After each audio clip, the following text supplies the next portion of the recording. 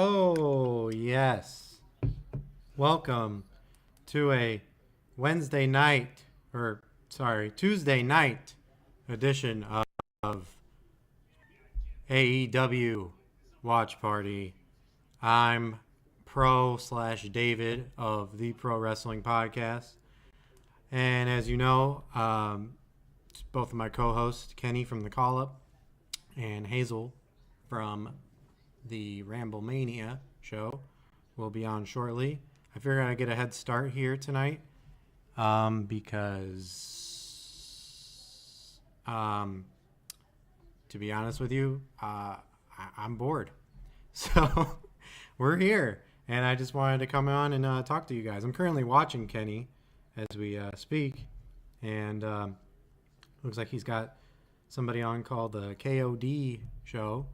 Tommy T, what's going on, bro? How you doing today, man? Y'all ready for some Tuesday night dynamite?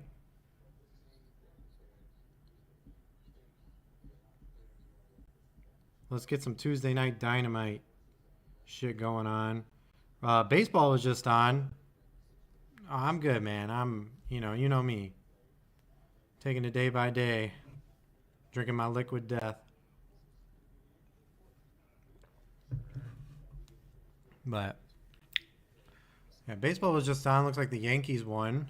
So for all my New Yorkers out there, congratulations.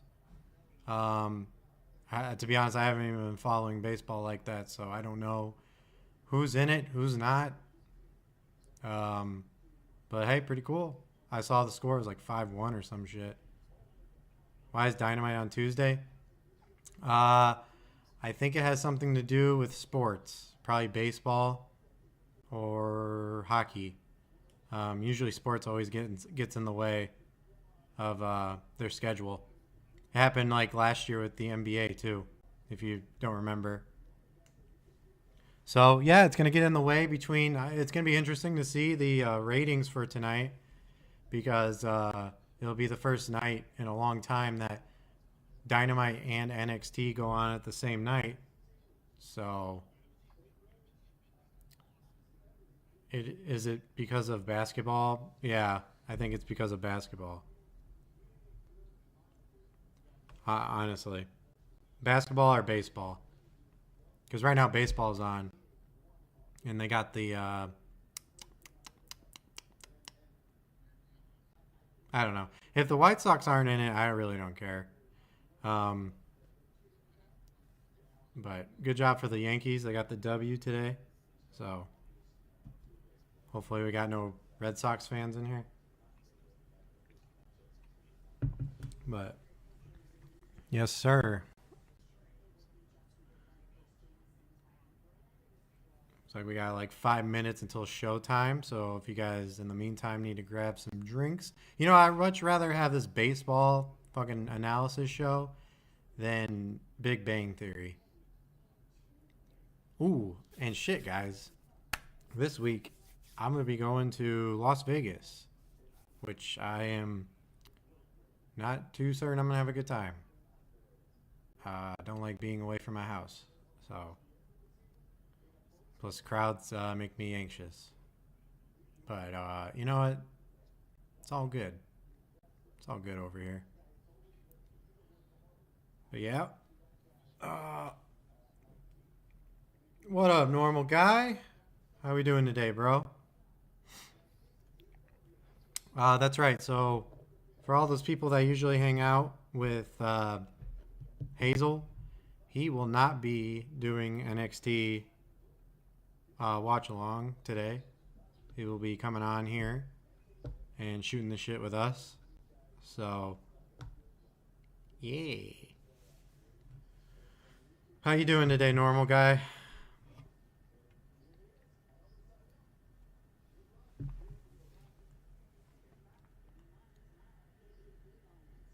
I'm just watching my buddy. Yeah, Kenny's over here doing his own thing. Conversations with Kenny.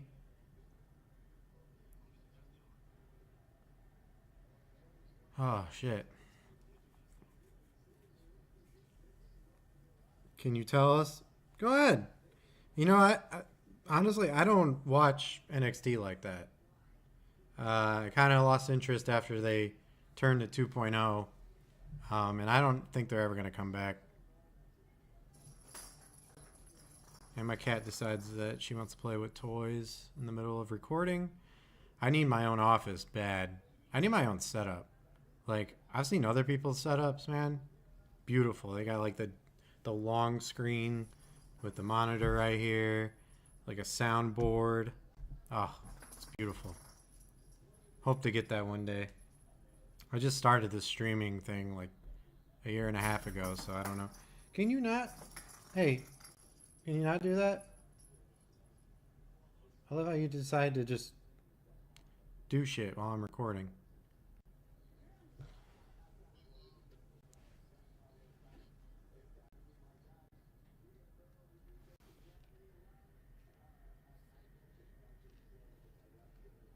Oh, dude. Weird how that just came up like that. Peacock picks for you. I'm getting all these like Gmails now popping up.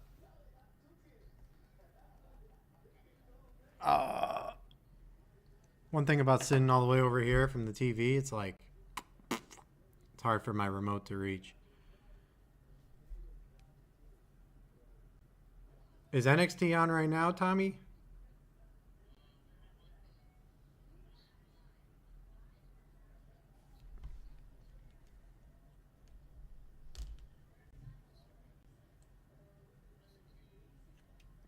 All right, you got 3 minutes.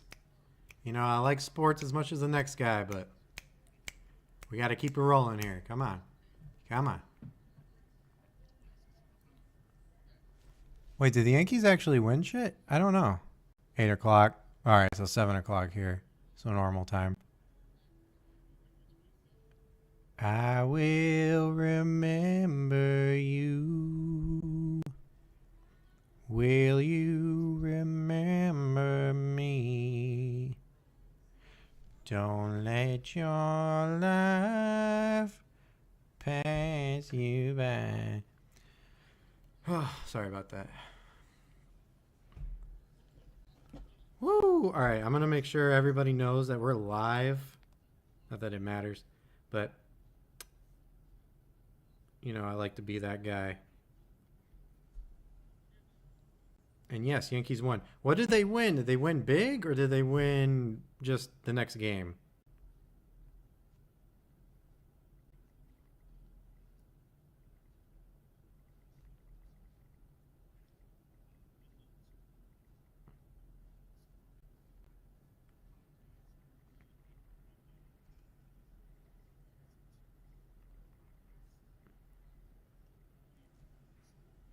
Do I wonder if my link is still there?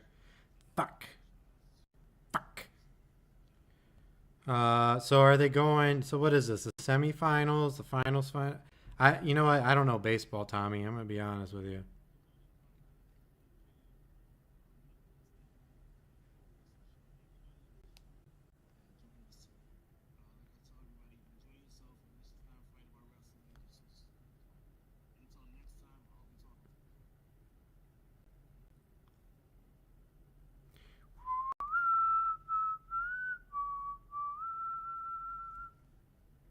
Will you remember me? All right. Last commercial until the final stretch, and then we're gonna start in Tuesday night dynamite. All right, we're gonna go ahead and shut everything off here, so we get no distractions.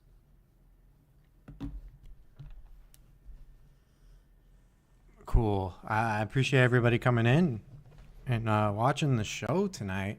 I know you guys are probably busy on your Tuesday nights, but you decided to come here and watch some Dynamite with me, and I appreciate that.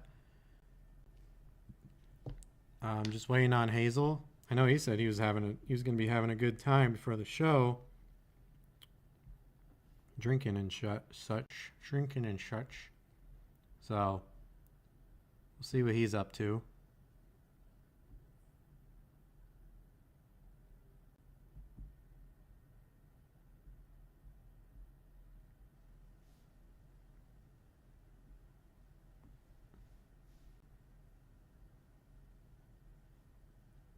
The fuck, man?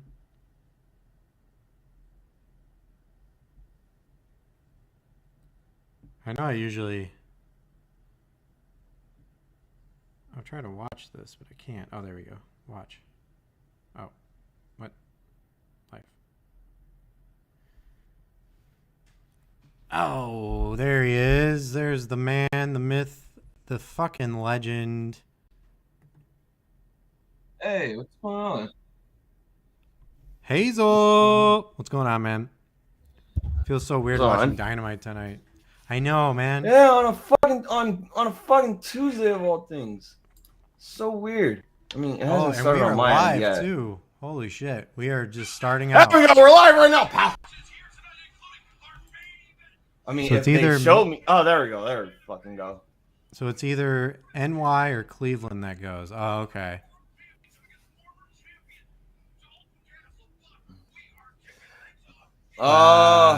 We starting off with a bang. New York is winning right now. The Yankees are winning. I see Fuck that. that. I saw them win. Oh, they won already? Yes. Yeah. That's what I'm talking about. They won like 5-1. It was pretty good. That's what I'm talking about. No, because that's the score that I saw like an hour ago because they were at like the bottom of the sixth. And I'm like, oh, shit. Because I didn't go live last night and people would tell me what the fuck is going on. Because, one, it was my wedding anniversary. That's like the top priority. This man is literally carrying the All-Atlantic Championship in a backpack. I am done. He just doesn't care. But yeah, Chris or Steve, whoever you are from the Denmarks, it does feel weird. And like I was saying at the top of the show, I'm curious to see, because we haven't had an NXT versus Dynamite for a while. I wonder how the ratings are going to be. I'm curious. I'm actually excited to see that. Young Wolf says, "You're." I can't do Knowing me, I would always have something playing when there's like commercials and shit, but not tonight, folks. Tonight's AEW. I don't give a fuck about NXT. All right, I'm getting new graphics. There's gonna be a new name. Enough What's of this your name? 2.0. Oh, that's gonna be till next week. I'm not telling anyone. Oh. Yeah, that's why I needed that. I needed this time to fucking because one, I forgot that this show was on Tuesday also. So I'm like, oh shit. Now I have a reason to take a break because everything's getting done and this is happening. So yeah.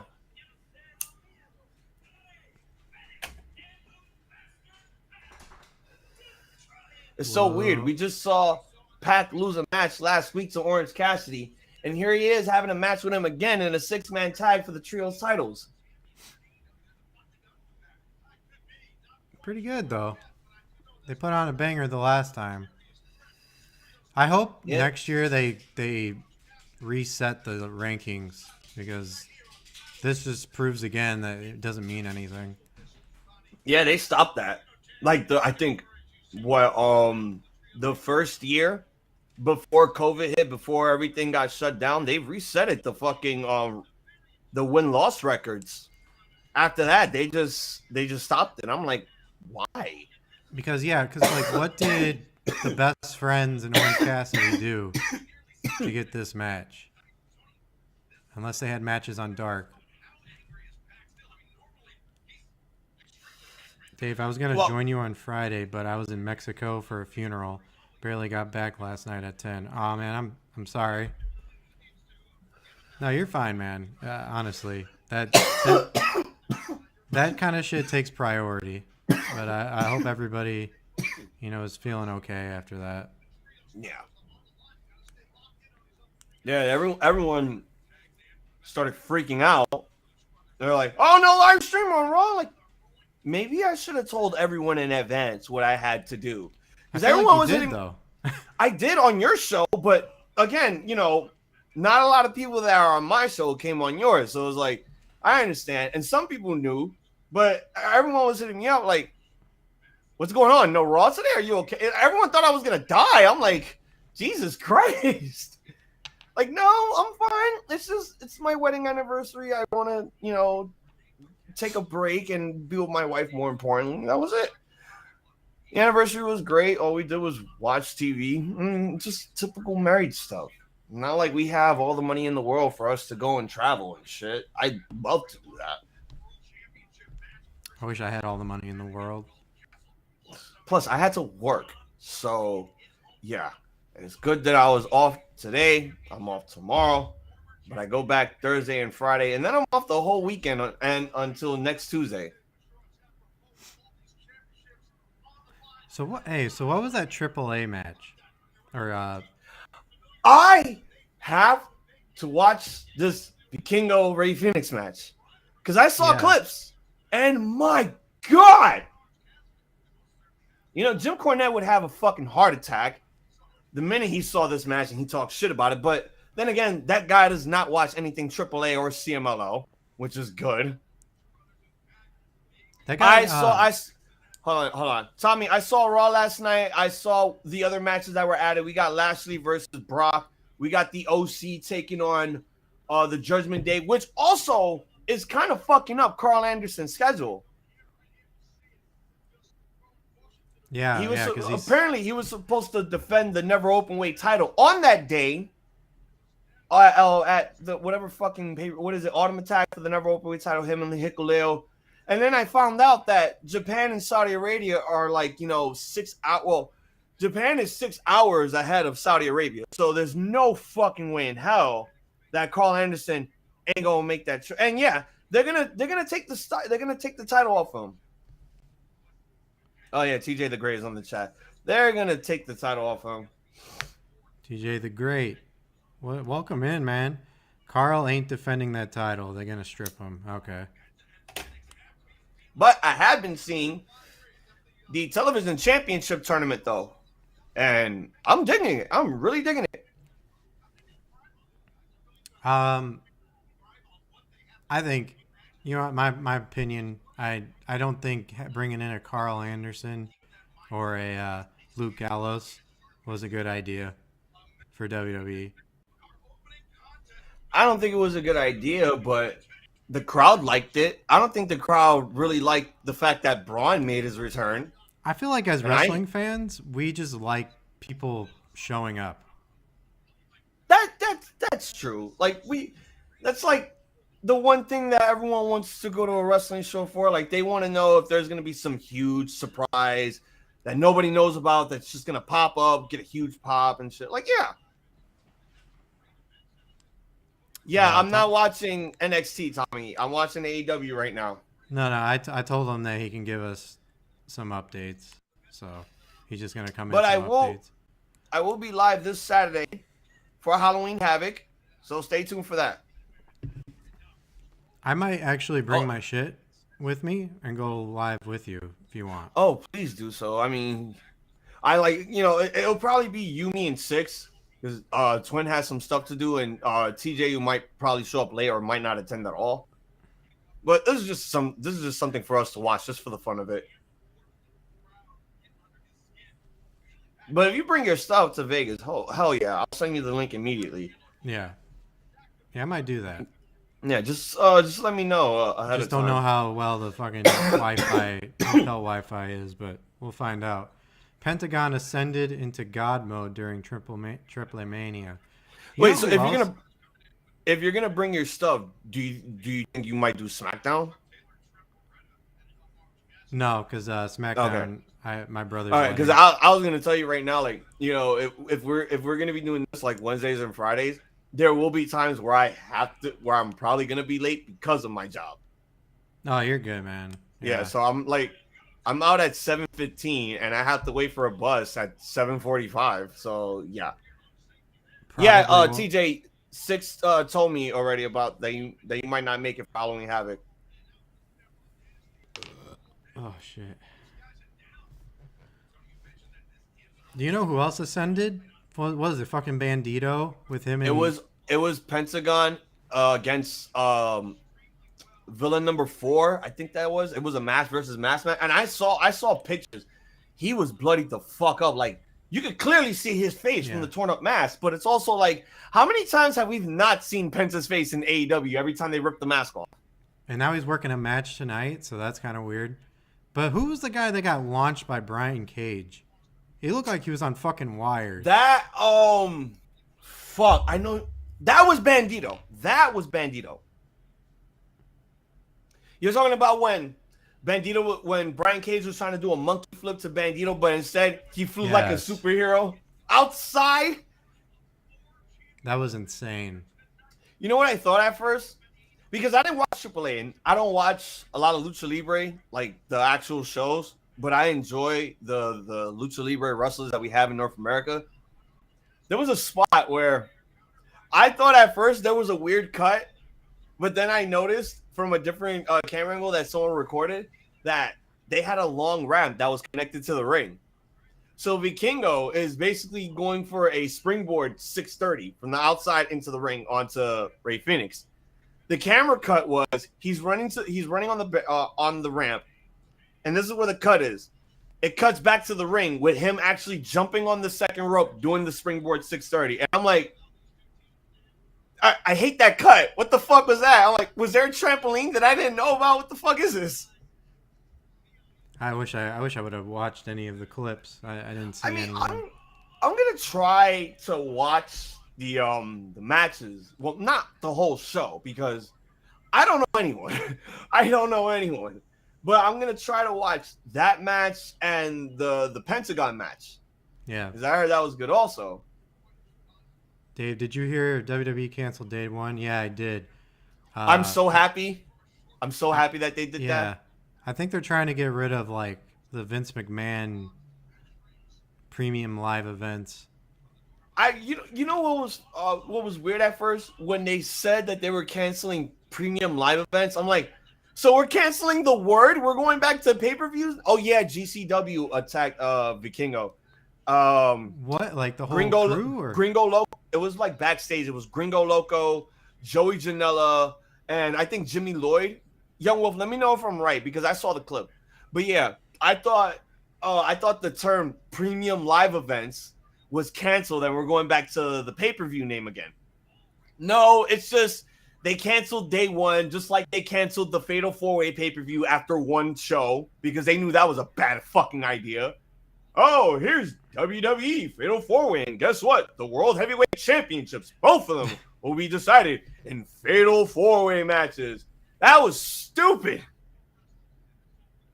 Vince McMahon probably took a lot of mescaline that day and thought to himself, hey, pal, how about we get 4 guys in the ring for the world title in both matches? Like, okay, Vince, but what about the ECW title? The what title? You know, the belt that you won. Oh, you mean the one that Punk held? You mean not that silver one, right? Yeah, we're not defending that belt. But yeah, you could do that in a championship scramble. All right, there we go. Yeah, I forgot. GCW versus Zona 23. I forgot that Zona 23 is another Mexican deathmatch promotion. And it's it's like they their arena is like in some sort of a junkyard. So like they're doing like their own fucking Forbidden Door type shit now. I mean, they've been doing this for a while, but with AAA, not really. This is like the biggest thing for GCW right now. You know, being in cahoots with AAA, doing some stuff with them, and I could honestly say maybe it was probably the people from Zona 23 that got them some of that clout to work in AAA for that time being, which I could honestly respect. But again, who am I to say these things? I don't really watch Lucha Libre. I wish I could. I don't know how to access AAA though. Well, I mean, I have access to the website that I gave you. It has everything. It even has CMLL, it has AAA. But okay. I watch some AAA matches because they put it on Pluto TV. But it's not like today's modern wrestling. Like, I'll be seeing La Parka matches and shit. Like, what the fuck? Like, what year am I in? Why am I seeing Eddie Guerrero in the fucking American gimmick?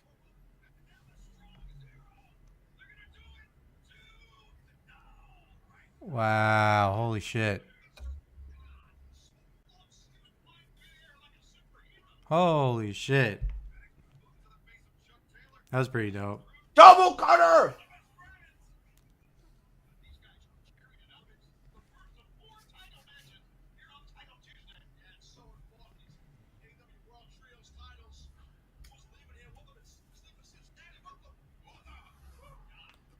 Oof, man, I'm fucking nervous for this flight. Oh!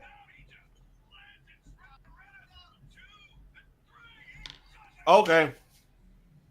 For a second, I really thought the best friends were gonna win, and they were gonna make Orange Cassidy hold on to 2 belts. Oh no, no. Tommy T says, Dave, Yeah, the Good Brothers, they're facing the Schism. Are going to be on NXT Zombie. Do you remember? Yeah, he's talking to me. Oh, I think that was around 96 that they did that. They invited a few guys from AAA, and I think it was because they were in San Antonio.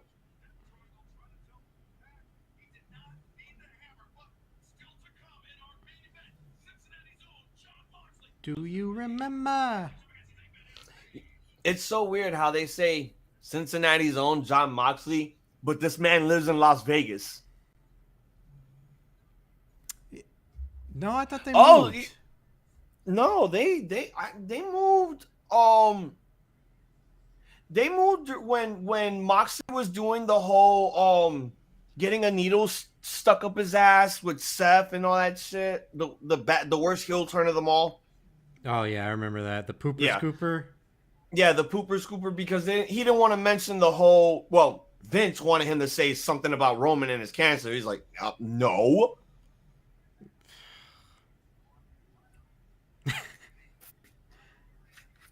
Because of Dominic. It was 1997 and Rhea won. Rhea? What are you talking about? I'm so confused right now. I'm confused also, because 1997, Michaels, I believe he won. Okay, he won 2 Royal Rumbles. And I do believe they were back-to-back, next to Austin. Do you remember? All right, Dave. Let's do our predictions right now for this main event. Moxley or Hangman or MJF. Oh, they're in Cincinnati, aren't they?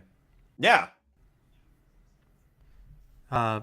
Moxley is going to end up winning. I don't know if MJF's going to, shoot the gun just yet, because I think he's going to wait for a pay-per-view. Austin won the 97 Rumble. He also won 98. Vince won the 99 Rumble. Sean was 95, 96. Oh, wow. So, yeah.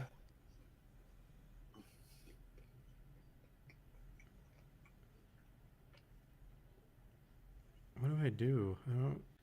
Yeah, that's the one that Austin won. They were in San Antonio. They had all the AAA guys. I think Sean had... Oh, yeah. He was facing off against, I think he was 1, 2, 3. Oh, yeah, Sid. When you said 6, I was thinking X-Pac or 6-Pac. All that shit. Yeah, it was for the... Who was the champion at the time? Was it Sid or was it Michaels? I believe Michaels won the belt from Sid that night. Sid. All right. According to... Okay, maybe I don't. I don't fucking know what the fuck I'm supposed to do. Yeah, Sid was champion. And I believe Sean won the belt from him. And I think we were going through that time where DX was finally forming. And Sean didn't want to defend the belt to Brett. And he lost his fucking smile, supposedly. He was just faking an injury.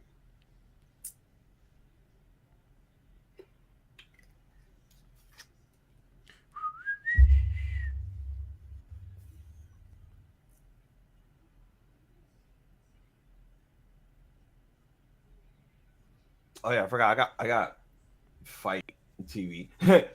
Titled Tuesday Dynamite. So are we just gonna forget the fact that, you know, Battle of the Belts exists? I think Battle of the Belts is a lot like Clash of Champions. Yeah. I don't think it really matters. It's a WCW thing. Like, they're giving something away for free because there's a bunch of titles on the line. But here's the thing, guys. If you're going to be doing Battle of the Belts, Change the goddamn belts. Yeah. Like, have it switch hands. What the fuck? 4 shows and you haven't switched the belts not once? What the fuck is this show then? Oh shit! Sorry, I'm like focused because I got to get these seats for my flight. For some reason, they didn't give me my seats. Those bastards. What the fuck? So we just hired Renee Paquette for no reason, huh? We just hired her for no reason. We gotta see what's going on. Like, this is so dumb. Like, I said last week, this is the perfect time for Tony Schiavone to have some space and to do some goddamn commentary more. Not do this shit. That's what we got fucking Renee for. What is this? Oh. I don't know if Kenny's coming on. Renee being there doesn't mean Tony is gonna stop doing interviews. Yeah. But he should, though. He should, because at this point, the fuck? You got Lexi Nair, you got Renee, you got Alex Marvez, and you got fucking Tony. Come on, bro. Come on. I didn't understand. See, this is why I respect the fact that they only have Mark Henry exclusive for fucking Rampage. Because he does the backstage correspondence there. And then he does his catchphrase. They're doing too much. Too much. For that, get rid of fucking Alex Marvez. Tell Tony Schiavone, hey, let the females do the backstage stuff. You just sit there and do your goddamn commentary. Because fucking hell. Too much. Too much, man. Too much. He says, besides, if anyone should interview Britt, it should be Tony because they're best friends. I understand that, but it's like, we hired someone for a reason to do this shit. We don't have to keep going. You can have Britt show up on commentary with Tony Schiavone. I think here's the thing, man. She just showed up, and maybe she'll be on tonight. Like, the night's still young. I know that. I know that, but still, it's just like there are too many occupations for one person to do. You can't just be a commentator and then all of a sudden, oh, give me the mic. I'm about to go interview this. No, fuck out of here. Nah, fuck that. That's why we got more. This is why we need, one single job occupation. That's why I don't see Jim Ross going backstage fucking interviewing people. The fuck? Taz don't do it. Excalibur don't even do it because they're just stuck with one occupation. All right, Tommy. When NXT is on break, I'll watch. All right. Sounds good, man. Boston Celtics. Boston Celtics. Woo! Yeah, like I told you, Tommy, that they're gonna be on TNT, and then what else is going on? Why are they here? Because of baseball? Yeah, apparently, yeah. Because baseball is on. Baseball is going to be taking place tomorrow on TBS. That's why they had to move it to Tuesday. It was like that one time, with that 1 month for like 4 weeks, we had AEW on Saturdays, and I'm like, what? Yeah, I remember that. That was crazy. I'm like, God damn, that's too much. Yeah, I'm trying to enjoy my weekends. Oh my God. All right, Rampage is on that Friday, then that Saturday is Full Gear. All right, so that's why they said it's a 2-night event. God damn! Like, yo, AEW's home is just Chicago. They're going to be in Chicago on the 23rd. Oh, yeah, man. That's what I'm talking about. That'll be the perfect time for you to be there, and that will be when CM Punk makes his return. I don't know about that shit. He's still got that fucking ongoing lawsuit and shit. So I guess we're not going to be seeing any BTE stuff from. It's been a month. It's been a month since we haven't seen any BTE videos or vlogs, any of that shit. Yeah. It's so weird because I think they're gonna hold off, man. No, they've been holding off. They said, right when they got suspended. Oh, there's not gonna be any BTE, vlogs until we make our return. Which I mean, goddamn. Oh, this match Who's I'm really chunky? gonna enjoy though. I'm really gonna enjoy this match. He Dalton said, Castle versus Chris Jericho. Tommy says, "Oh my God, Chunky just told Grayson to shut up. Good job, Chunky." It's Chucky. Oh. Okay, people. I know you guys don't like the type, but please, I don't think voice messaging is saving you. I don't want to sound like a dick, but it's okay to type with your thumbs instead of doing this. Because your phone hyped up, man, today. is a fucking failure. Jesus. It's because it's because I'm happy I'm employed, and two is because I have the next today. I'm gonna show you a prime example of what I do in my job right when we get to commercial. You're gonna be like, holy shit, that's really weird. This man being a father. This man's being a father. Oh, did your son get an F on his report card? Are you whipping your son's ass, Kenny? I don't want to be that guy. But we're black and Hispanic. We whip our kids' ass. And I don't have kids. You go ahead and deal what you got to deal with, Kenny. We'll be here. Is that Liquid Death you got on the counter there? It sure is. All right. Well, I got something that sort of looks like Liquid Death, but it's not. It's some Modelo. And Stax faces Shinsuke. Who's Stax? Oh my God! They have Channing Lorenzo facing off against Nakamura. They're trying NXT, to pull out all the punches. They're pulling but here's the thing too. I saw Raw, and now we're gonna have Roxanne take on Rhea Ripley, while Cora Jade takes on Raquel Gonzalez. And the reason why they have the OC and NXT is because apparently they think that Bitcoin makes you rich. And that's why they're teaming up with Cameron Grimes to take on the Schism. I'm like, Bitcoin don't make you nothing, son. It's just crypto. Like, that's not real money. So we got Tony Storm and Hikaru Shida. This is a good match. So that's pretty good. This match. I like this match because you know what this is? This is Joshi Wrestling. Tony Storm has a history with Joshi Wrestling, and these two are putting it here. Even though it sounds like the crowd is not giving a shit. Oh, now y'all want to pick up. Yeah, pick up. All right, I'm going to catch up with the chat here. Young Wolf said, for people who love sports, this is crazy. Baseball, basketball, football, soccer, wrestling, hockey. Yeah, dude, it's stacked right now. TJ says, shame on CM Punk because there definitely could have been some hilarious skits with Nyla and the TBS title on BTE. Yep. Tommy's asking why Shinsuke is down there. Kenny we already did that. Tommy says, hey, Kenny. Tommy says, hey, Kenny again. And then Young Wolf says, mid to my fucking Liquid Death. I swear to God, bro. I love my Liquid Death, man. You know, one of these days I'm gonna bring in a core, and I'll do a comparison, and I won't be biased at all. I will do a side by side comparison and tell you which water is better than the other. No, I need me some Liquid Death. Those ads are hilarious. See, TJ knows what's up. Liquid Death is so good, man. Oh, it's just water, Tommy. I know they have different flavors, but I got the regular one.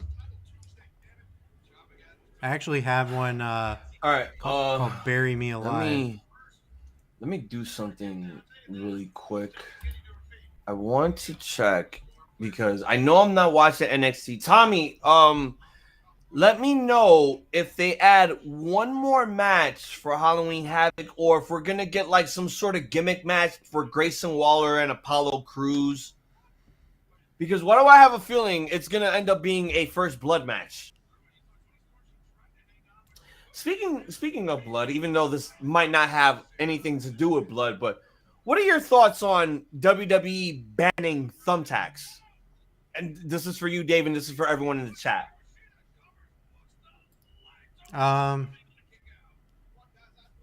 I don't know.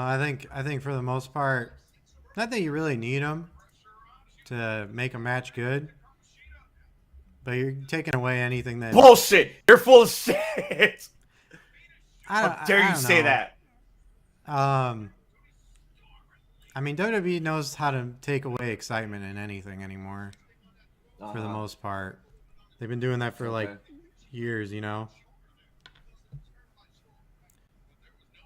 Fucking, I don't know, man. I think it's stupid.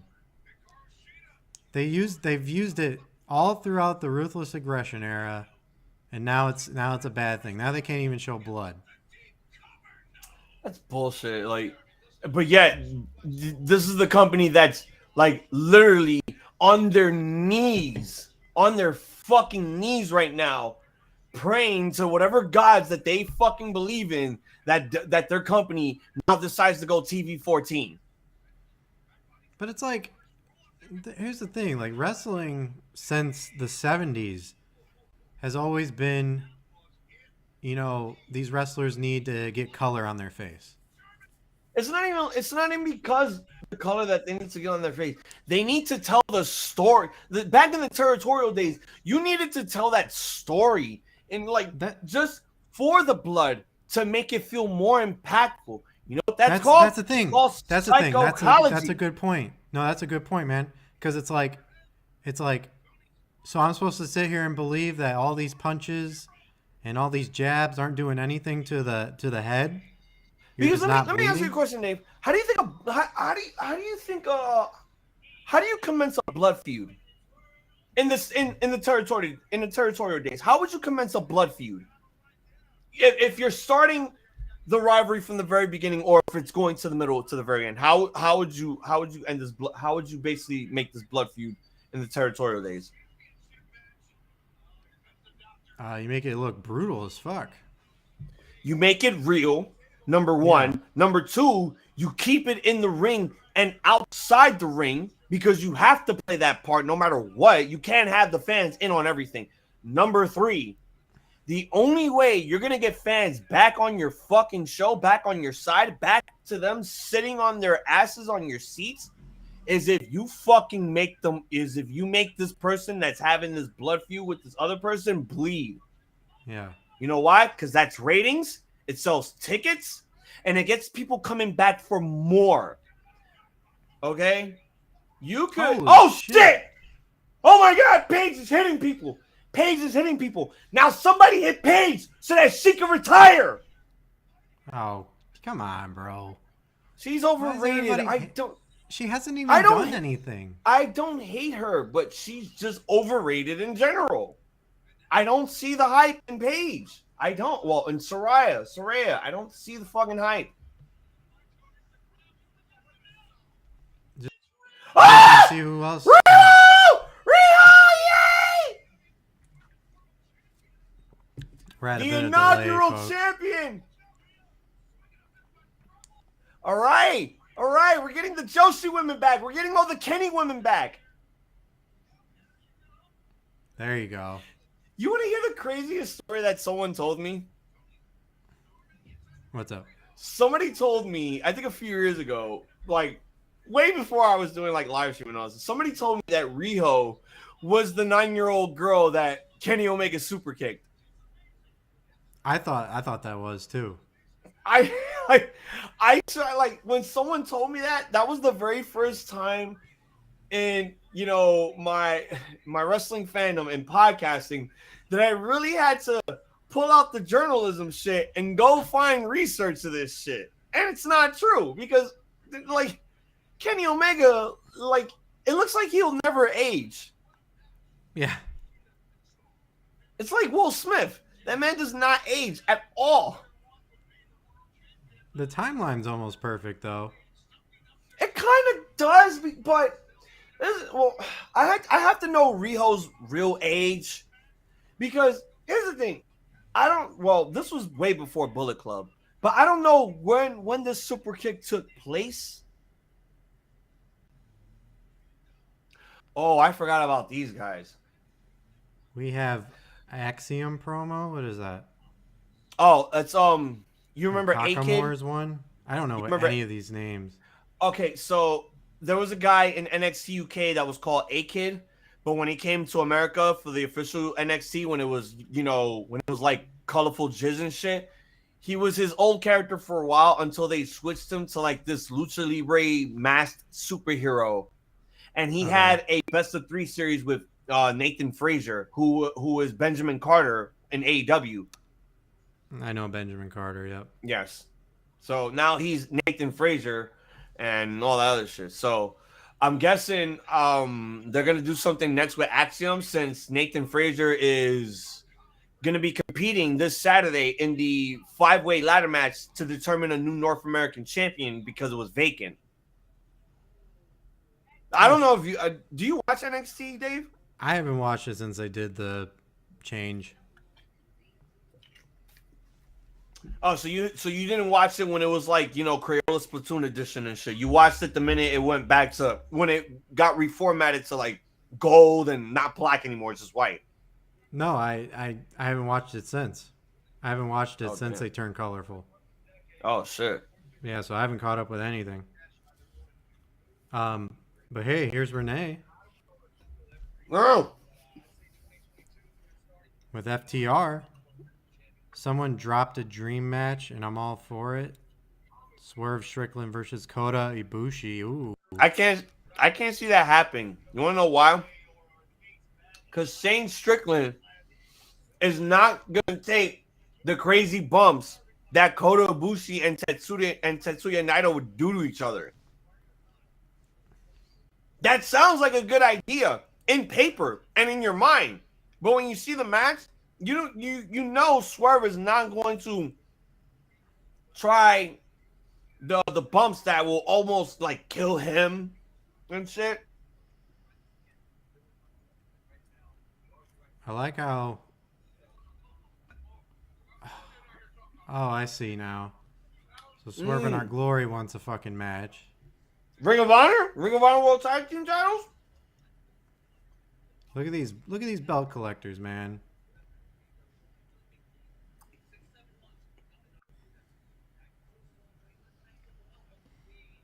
I'm guessing these guys are on the same page again. Oh, I guess not, because Keith Lee is just not having this shit.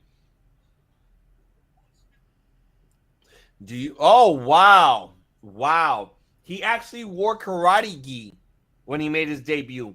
But you have to remember, Tommy, he wrestled for WCW before he was, working freelance with the WWF. Yeah, I think that was the same thing with Jericho. No, I think Jericho was doing still the indie stuff, Japan stuff. He was doing Smoky Mountain at the time, too. He didn't come to WCW until like 95. Yeah, but didn't he join the... He was WCW for WWF, right? Yeah. Yeah. Well, he was ECW first, then WCW, then the WWF, WWE, AEW. Yeah, he's been around for so fucking long. Mm-hmm.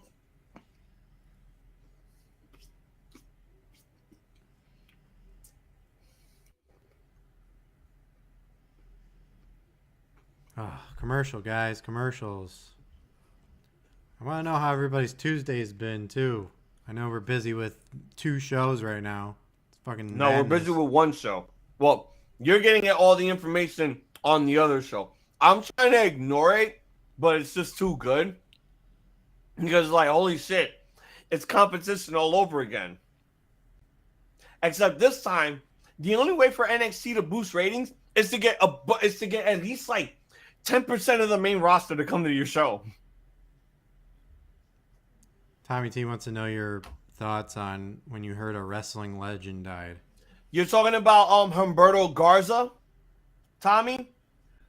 Look, again, let me get it out of the way right now. For everyone that watches my show and listens to my rants and listens to most of the bullshit that I say, even though half of it is not bullshit, I don't watch AAA. I don't watch CMLL. But I do get news an update from you guys, which I honestly thank you 100% for. But yes, I did find out about Humberto Garza, the grandfather of Humberto Carrillo, and Angel Garza passed away. Who fought Flair? The founder of Anthony Inoki. I knew about Inoki a long time ago. And we talked about that months ago, me and TJ. I even brought up the fact that New Japan decided to make him a lifetime chairman in New Japan. You know, to honor his heritage. I broke the news here on this show. That too. So yeah, we knew about that. Yeah, like you're the first person to tell me. Like we was actually watching AEW and you fucking told me. I was like, oh. I wanted to be mad, but then I'm like, let me be professional because then this man will probably never work with me again. Ain't nobody watching NXT. NBA is back. I ain't even watching the NBA, man. Fuck out of here. Let me know when the fucking NBA playoffs start. Then I'll watch. In the meantime, let me know about the fucking Yankees, TJ.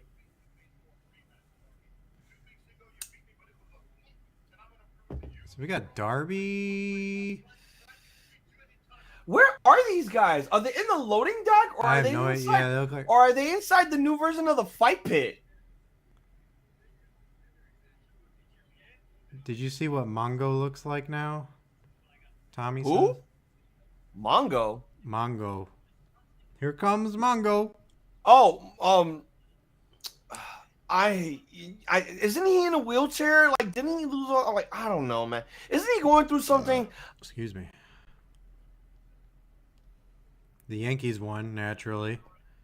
Of course. Now we need to win one more game. One more game, we go to the next round. Don't you guys get tired of winning? No. We haven't won. We haven't won since 2009. Oh, whatever, man. You guys always win. Shut up. Shut the hell up. You're just mad because your White Sox the White Sox haven't won since 2005. And you know what's funny? I was in the Dominican Republic when that happened. I was living there when they won the World Series. I'm like, fuck. I was in Arizona, and it felt like nothing. It felt like nobody made it. And then when the Cubs won, everybody had a fucking parade. I remember when everybody literally was about to fucking riot, just like how they did 2 years ago, when the fucking Red Sox finally broke the curse and beat the Yankees. Oh, okay. So it was basically all right. So that's how it is. So the first round you have to win 3 games, so it's only like 5 games. So that was their final game. Oh, I don't want them fucking cheaters to win. Holy shit. You know what? I forgot. I have a second baseball team that I hate the most next to the Red Sox. I hate the Houston Astros. I hate those fucking cheaters. Yeah, they got a bad rep, man. They have a very bad rep. After their World Series win, holy shit. People really went conspiracy theory on that team. So Mandy is free from her kidnapper? Awesome. Even though she had to deal with personal issues. Yeah. Oh, shit. It's MJF. It's MJF. All right, let's stay quiet for this because we know MJF is about to bring up this man's history with pills and drugs.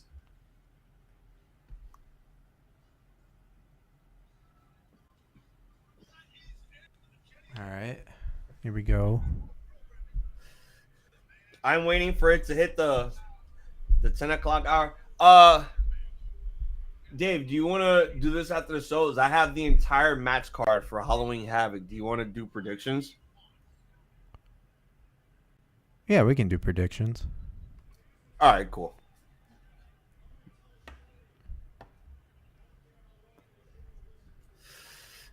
Right now, I'm waiting for Tommy T to give me the update on what the match is going to be with Apollo Crews and Grayson Waller. Because that has to be some sort of gimmick match. Oh, shit, he pulled out the Nux. The power of the punch is about to be used. Oh, no, never mind. All right. Guys, I'm going to mute myself. Keep yourself... I'll talk to the chat.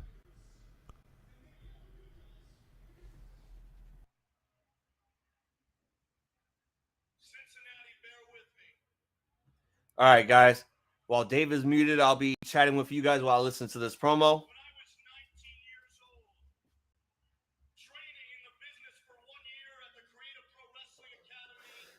Oh, yeah, this man trained in Brian Myers School.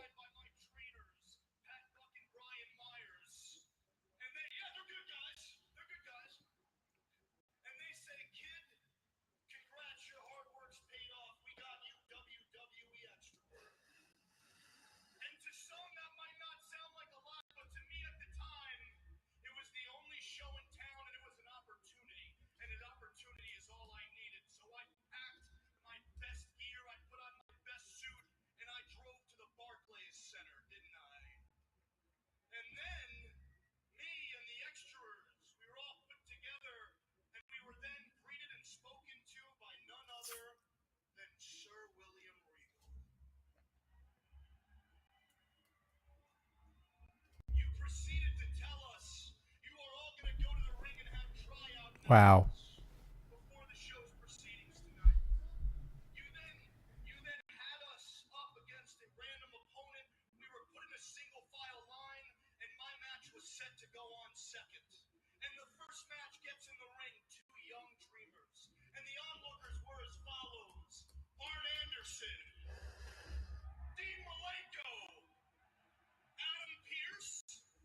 Wait a minute. Is he talking? Oh my God. Holy shit. I just realized that. He's talking about the scouting days when he wrestled for MLW and Evolve. These guys would come scout talent.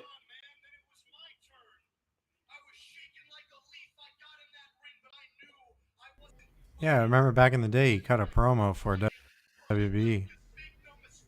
Yeah, the Tough Enough shit. I remember that. But I didn't. I completely forgot that, like, throughout the time that Triple H was running NXT, he used to have these guys actually scout talent in all the independent promotions. Because I also remembered that Evolve was bought by WWE.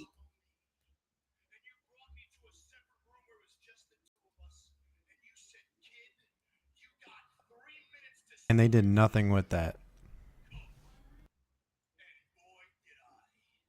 Oh, shit.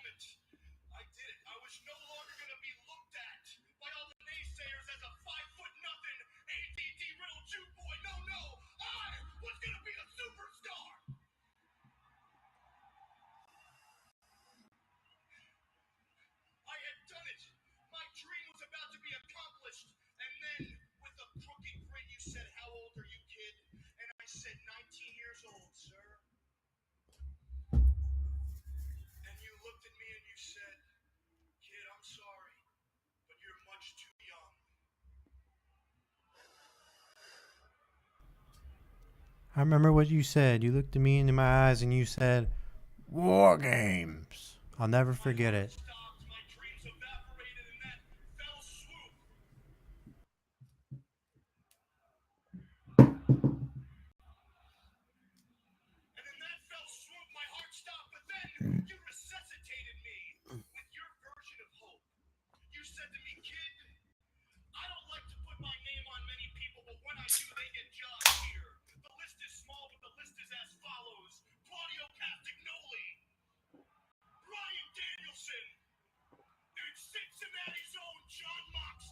Uh-oh. Yeah, go ahead, Tommy. Send it to me.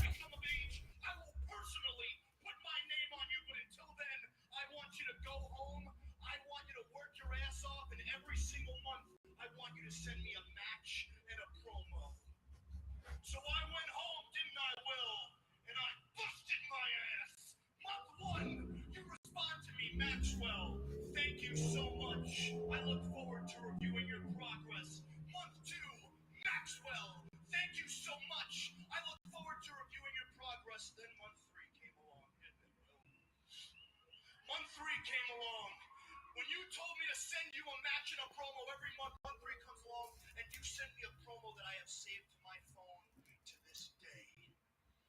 You send me a promo, smirk all you want. You send me a promo that I have read every single day since. Let me read it to you. I know Dave's muted, but he's probably gonna hear this. This went from worky work to literally we're shooting. I'm a very, very busy man. I've got talent from all over the world to watch, and I've just had to sit for minutes watching you, and you put this in quotations. Show me your acting skills. Do not reply to this. No way. Say, oh, I know. I hope he brings up the fact that he was there when he got shoved by Samoa Joe.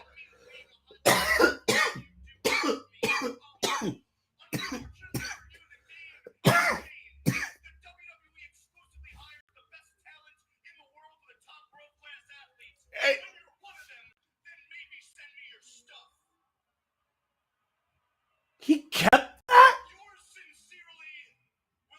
He kept that message? What the fuck? Yo, this is... I love this. A child with a dream, and you squandered it. Look at me. Look at me. No, look at me. This is real life, goddammit. When I read that email, I wanted to quit professional wrestling. Look at that body language. Holy shit. That email made me want to kill myself. What?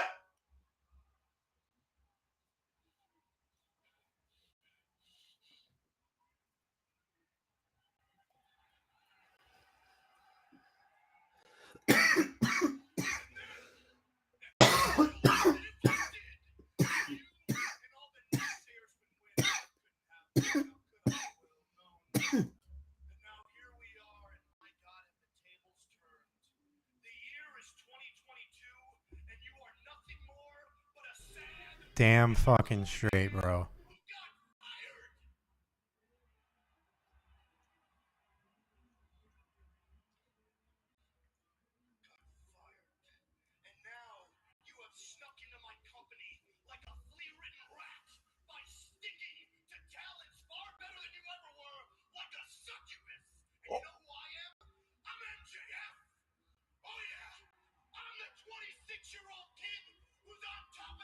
Yo.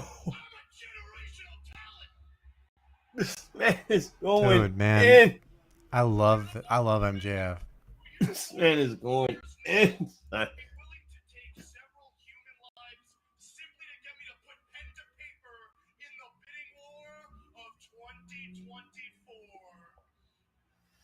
We're back to that bidding war 2024.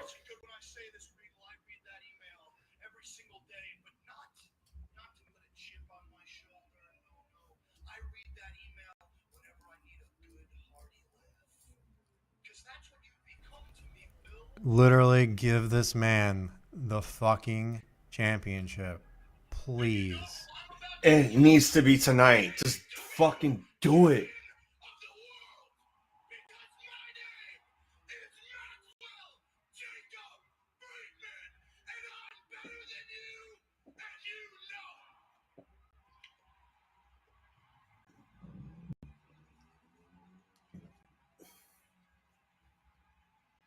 This whole time, I was waiting for Rigo to say a few things, and I'm like, "The fuck, this can't be the end of the promo." No, just He's wait. picking up the mic. Dave, I'm gonna be right back. Let me go see what my wife wants, but let me know what happens.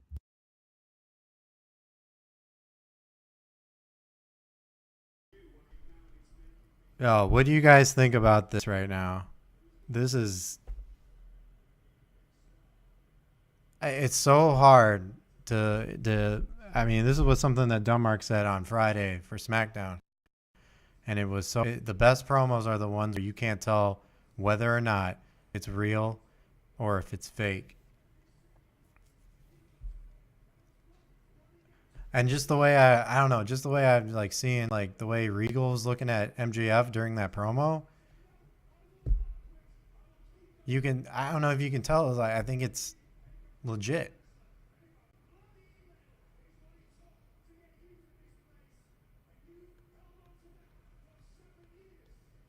Wow. Wow.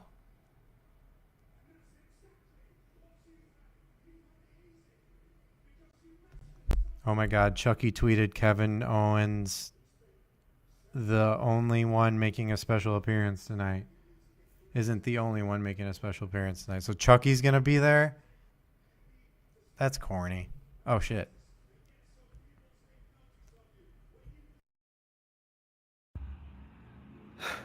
And that's exactly what you've had. You've had it easy. Because you mastered something that you seem to forget. We spent several times. Bro, they're amazing. Get good at sunshine. To practice. Every time you brush your teeth, you stand tall and practice and get so people take notice of you. When you pick up a microphone, I can see how incredibly talented you were then. I watched you against John Wheeler the other week. I can see what an incredible talent you are. You're 26 years old. Before you were born, I was insulting Mr. Shivani. I was beating people up, but I would never lay a hand on him. I'm what they call an ODB. That's an ordinary decent villain. Anybody that steps me, that's fair game. But you never put your hand on somebody like Mr. Shivani. I to be where you are. I knew you had it in you. The only problem is Oh my God, man. What the fuck? you haven't done anything to prove anything to me yet. Just because you're getting paid here doesn't prove anything to me. Just because you're making lots of money, that still doesn't prove anything to me. You hire people to do your back work and the fee. I'm I didn't need a ring. I'm getting chills, man. I use these. It was because I just like hitting people with them. Well, now we had the motive for why you use those brass knucks. Shit, you just loved hitting people. That And making yourself by doing it right. Beat everybody that stands in front of you. And I don't care what liberties you take with competitors. Just get to that place. If you want to, beat the devil. Show the world. Right now. Or are you going to just I just saw it, Tommy. Looks cool. so you can come out here? you have the new poster following Havoc? Send it to me. Oh, this man is singing out the ring. Hit him, hit him, hit him, hit him.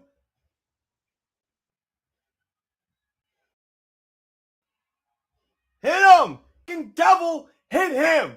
You can't hit him, you're no Satan! You're not someone that I would love to fucking worship. You cat. If MJF sees this shit, I'm done. I'll be dead in the Hudson River.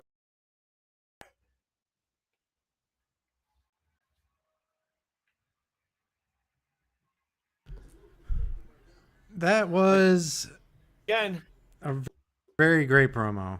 here we go with this bullshit. They're trying to make MJF a tweener, but they know deep down the heel turn is gonna start. Like, this man has been a heel the whole fucking time. Johnny just messaged me and said that Chucky just showed up to NXT, and I don't know what I'm missing.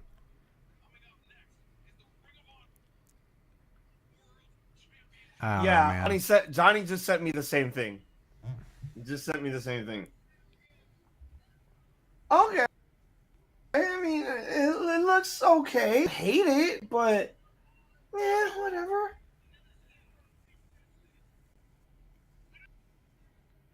Oh my God, NXT, we get the Kevin Owens show. Yeah, they're just trying to... I don't get used to it, Tommy. They're just trying to get all these people on the show so they boost ratings. They're doing it because Which is AEW weird is because- on. Yeah, it's weird because I didn't think that they cared. It's like, again, people, this is this is not the reason why I said fuck NXT and I'm gonna watch AEW with Dave. No, next week is gonna be there's gonna be a lot of different shit, but I'm letting people know now this NXT will not be live because of my work schedule. Exactly what TJ said. Yeah, they boosted NXT to exactly. God, is there a commercial? Because I have to fucking pee. Also, I want those Go. shirts. All right, give me 1 second, guys. I'll be back. So yeah, guys, let me just let you know right now, for everyone that comes on my show, watches me do this stuff, the schedule is going to be pretty fucking different. All right, there's going to be 1 week that I work 3 days and 1 week where I work 4 days, but I do be working weekends, so there will be moments where I might show up late. Tommy, the new logo might show up next week, but again, I'm letting you know right now, I'm not going to be going live for NXT because that's when I work. So you might see the new episode of NXT in 2 weeks, depending on, you know, the editor TJ and his schedule. Again, there's going to be it's not going to be a big change, but it's just a mild change for the time being. New job. So please be patient, but just know next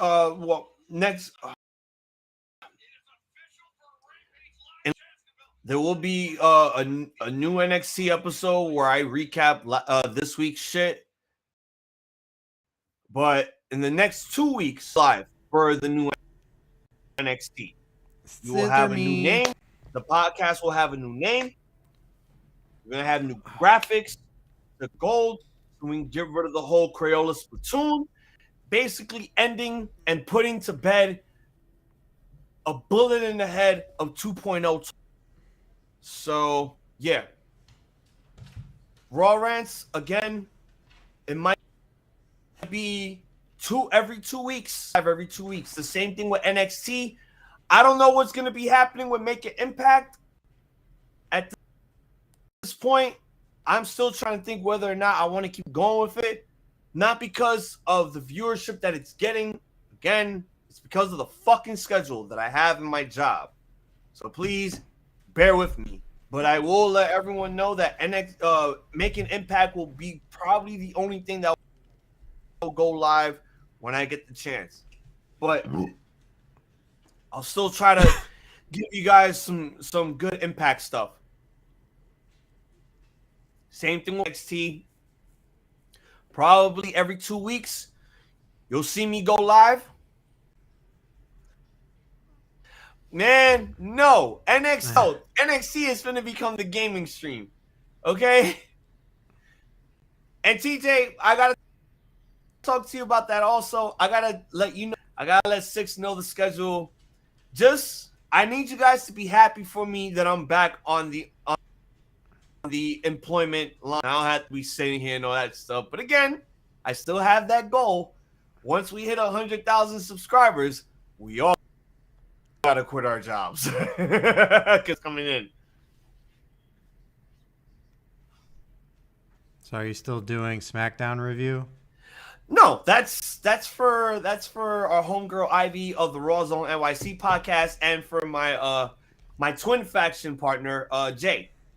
I'll still do SmackDown with you, but again, though, it's just gonna be those times where I might be home late. But not like, oh, I'm going to be an hour late and shit. No, like maybe 10, 20 minutes late because I got to take the bus home, and knowing my wife, she's going to want me to roll up for her and shit. So, yeah. The same thing with, Dynamite with Wednesdays. I'll probably be late, but I'll still make it and shit. I'll probably watch Dynamite on the way home. But again, schedule for the RambleMania show schedule for the live streaming, it's going to change. Week 1, you probably might not see any of the live. You will, but there's going to be more audio. All right, I don't want people searching the RambleMania show and then all of a sudden all they see is Banter Club stuff. All right, because everyone always asks me that, like, oh, like I can't find your audio. I only see Banter Club stuff. Look, that's because certain jobs don't do any audio. Makes sense. Yeah. Oh, while they're doing this interview, I'll be back. I'm gonna show you a prime example of what I do in my job.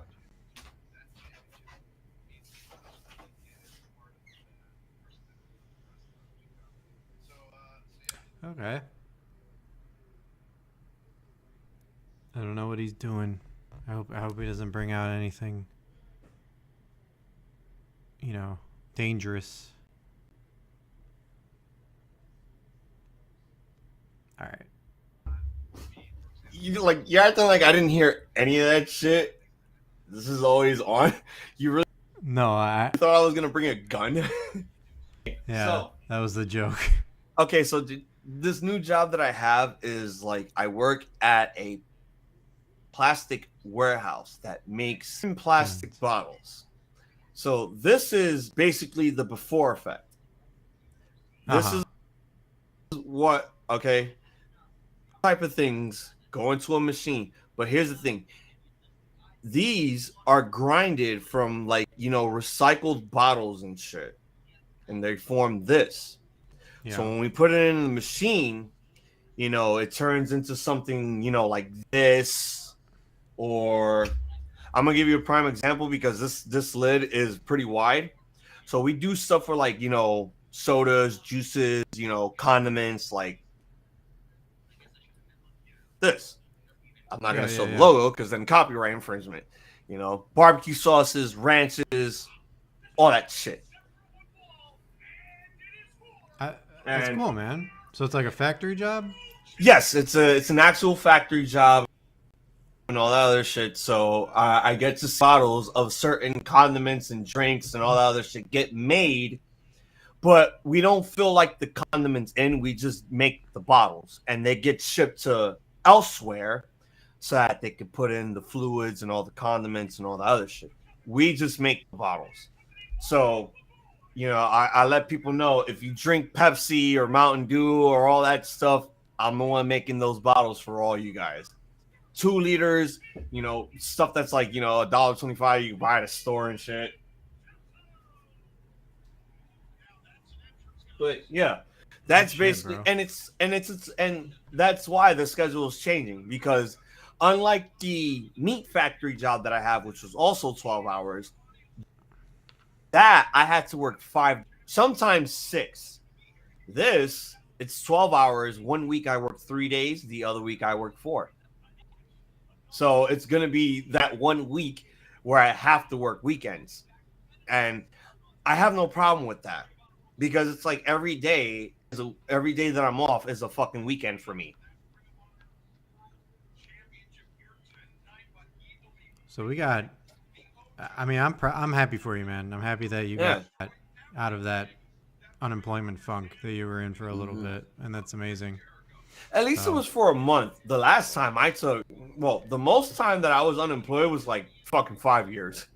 But this one was just I just didn't want to put my wife through so much pressure. Yes, I worked at a meat factory, and I know what's in your fucking meat. I know what you eat. Okay? You do not want to know. Well, actually, I should tell you because I don't work for that company, and that NDA is gone. It's human.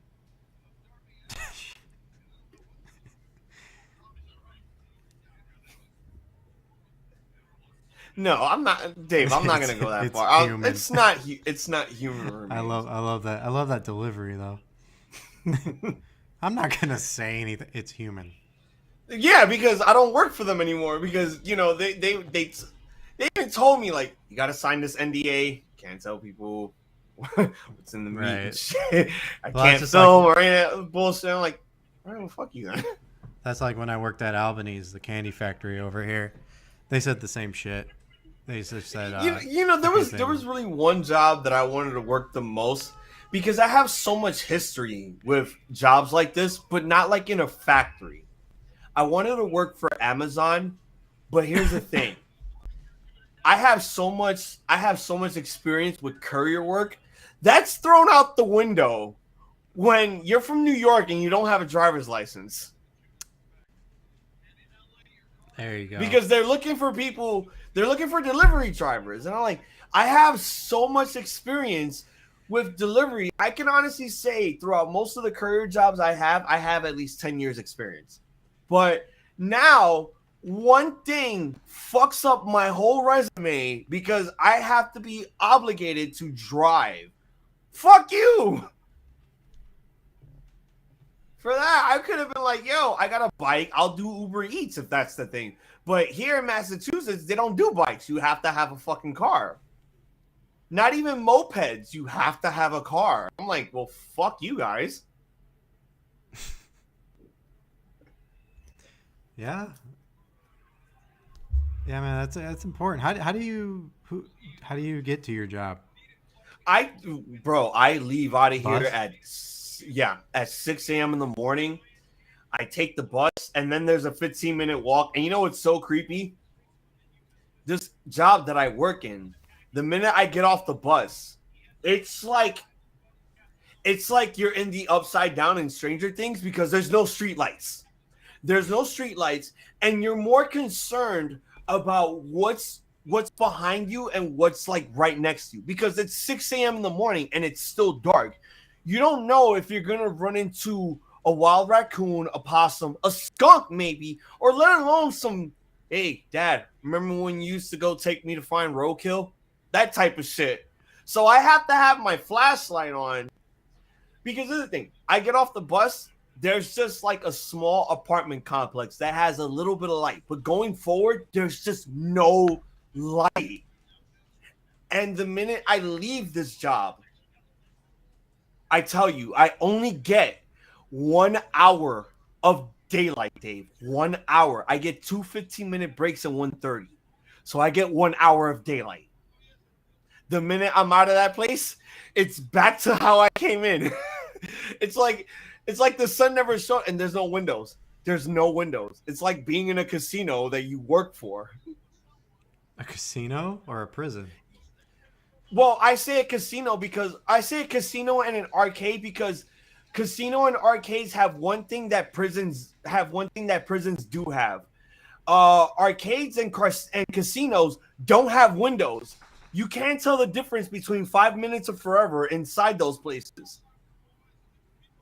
In prison, yeah, you get a bit of sunlight because you get a window.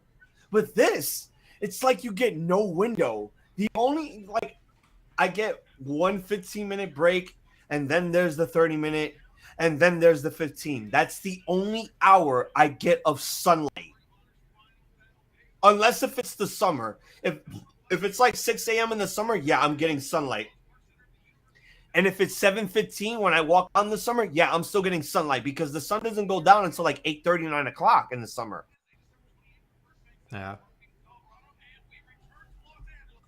You imagine living in Alaska where the sun never goes down?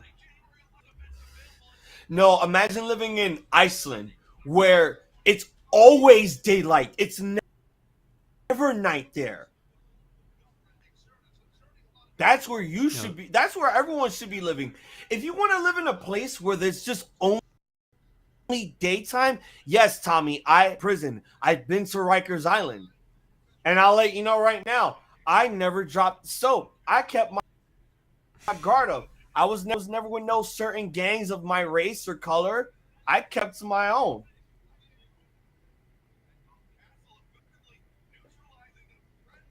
You know, I had niggas doing my laundry, washing my underwear.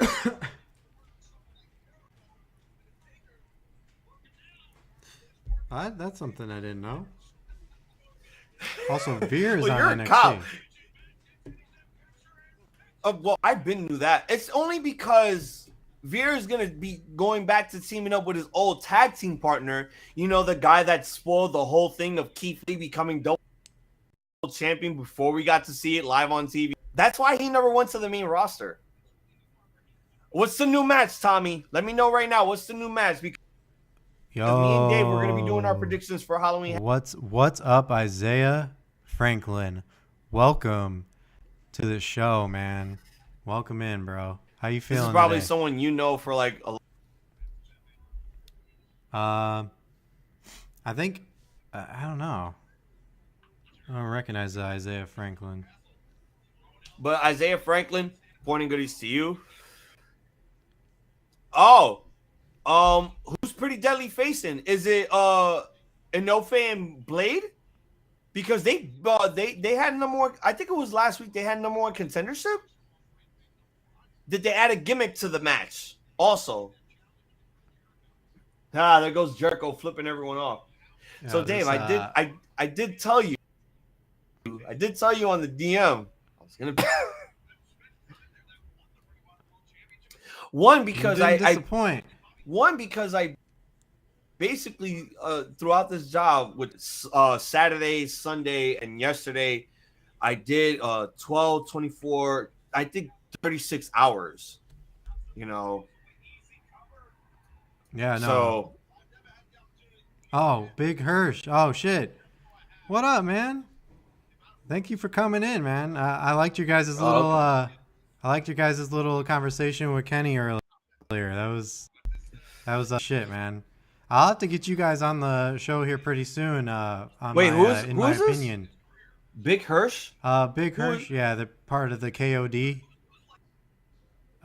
show or podcast. Hey, no problem, man. Well, No problem. Big Hirsch, if you could do me a huge favor, you can follow me on RambleMania Show. That's my wrestling podcast on YouTube, Facebook, Twitch, Instagram, Twitter, all that shit. We'll be doing. I do live streams. We'll be doing a live stream this Saturday for Halloween Havoc.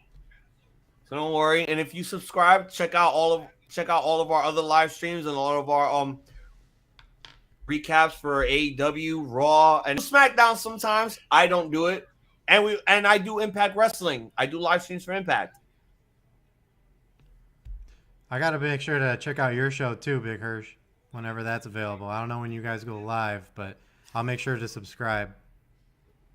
So thanks for stopping by, man. This one guy that I've been wanting to collab with for a while. After like shit, you, me, and Kenny and whatnot, because he does Impact stuff, and I've been looking for a co-host to join me for Impact and shit. So I think that would, like, I don't mind. No, I mean, yeah, it is. It really is. Like, Wednesdays at 9:15. Okay. Well, it's not. Oh. Hirsch, send me your podcast info and I'll follow you guys from there. And you can follow my personal IG at iZombies IZombies.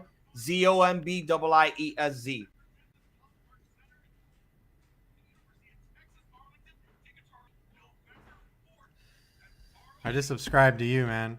I just saw you subscribe to me, so I appreciate that.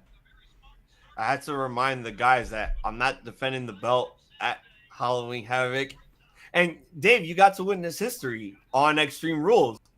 Even though we tied at the stream, we ended it in a simulation. I finally become the very first ever 10-time RambleMania heavyweight champion.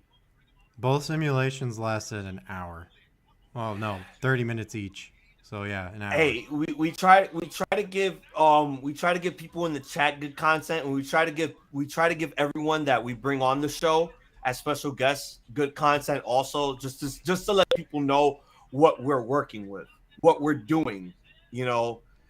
Yeah. And I think honestly, like this year alone, we've expanded a lot working with other people, especially me working with you, working with Kenny, also working with Toe.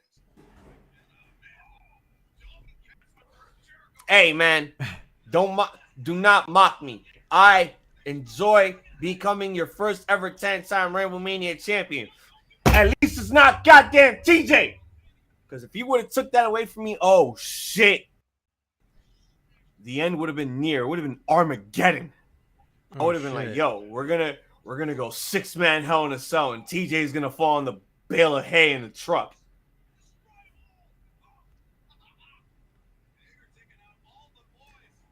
I took the walk to Poland. This match has been pretty good so far. There we go. I finally found it. There's the link. Ow. To the KOD show. I want parts. Well, TJ, you'll be runner up to me. At least we'll be the greatest RambleMania champions next to Twin, Katie, and Six. You and I will make history together. Don't worry about it. Hirsch wants to know how to join. How to enter the RambleMania Championship. It's exclusive for RambleMania members only. But if you would love to be a part of our show and help me, do some Impact stuff, we can talk. I would love. It's not that I would love to bring more people onto the show. I would love to grow I would love to just grow the army instead of it being 4. Like Dave, you're an honorary RambleManiac after joining us for Extreme Rules. It's going to be a matter of time before. No, not that connection. Connection. It's only a matter of time. Only a matter of time before you're next in line for the RambleMania Heavyweight Champion. We already had one person outside of this show win the title, and she joins us on the pay-per-views and she recaps SmackDown. So that was sort of like a really good historic moment. By the way, guys. And I'm glad that we get to do like Forbidden Door moments like that. Yeah, no, I love, what I love about this community is that everybody's just so cool with each other. Yeah, exactly. How do you feel about FTR? I love FTR. How do you feel about FTR? I love FTR. My only issue is when are they ever gonna defend the belts in Japan? I want them to go to Wrestle Kingdom. I really want them to go to Wrestle. I will let you know right now, even though we are 5 months away, or what? No, not 5 months. We are literally 4 months away. I will be doing another Wrestle Kingdom recap like I did last year. Wow. I knew that was going to come. Fucking come because I was just on that last podcast with Kenny, or I wasn't on it, but I was watching it. And he called them fucking crybabies. So, Big Hirsch, if this was, you would get roasted in the most chatty way possible. In the most kayfabe heel way that I could, but I would also respect your opinion because I am that guy. I am that guy that will respect your opinion unless you're one of those guys that just does clickbait. If this was my show, though, I am not that guy. We're getting a host for Halloween Havoc? Yes! It better be fucking Shotzi! What up, Dom? Welcome in, Wrestling House. Oh, man. Wrestle House, what's going on? You came in just in time.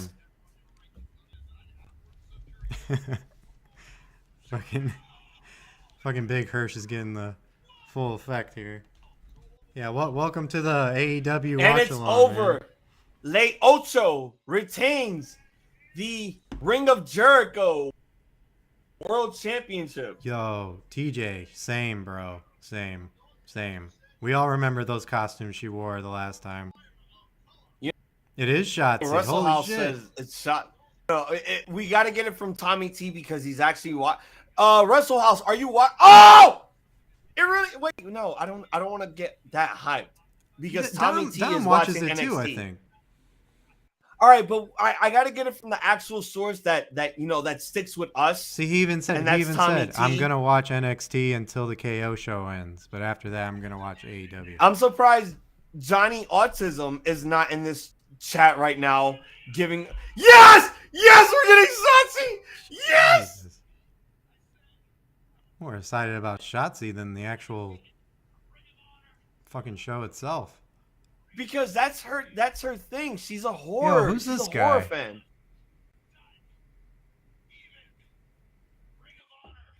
I know. Is FTR's Wait. fans? FTR Wait, fans are the don't worst. don't say anything. Wait, what the hell? Wait, is that Ikebani? Don't beat up Ian. He didn't do nothing to you guys. Jerry Lynn. Wow. Yeah, that's the real Ring of Honor World Champion, Jerry Lynn.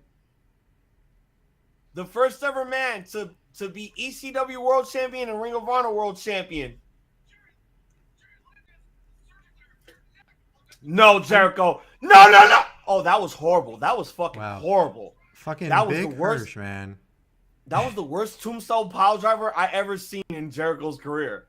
And he's never done a pile driver ever. I'm trying to understand Big Hirsch. If you're, I love y'all energy. We're trying to keep it lively, man. Tommy? Let me see. What did 2 more days till SmackDown? Yeah. I'm not gonna be doing a SmackDown. Well, I might. I'm not sure. No, I'm not. No, I'm not. My brother's wedding, so I'm not gonna be live Friday. So you guys, I'm just letting all y'all know now. Before... But Dave will be joining us Saturday for Halloween Havoc. Yeah. But live from my hotel room. You will give me an update. You have your equipment or not? I will. Yeah. Quinn is on NXT. Who's Quinn? Did Luther an injury?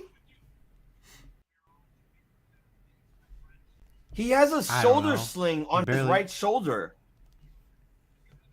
Oh, dude. AEW guys are always getting fucking injured. It's so sad. You know who's not getting injured, though? Who? FTR. Oh, well, yeah. But yet they're getting mad that Tony Khan is not booking them. Oh, titles versus trademark. All right, so if the Acclaim win, they get back the sister.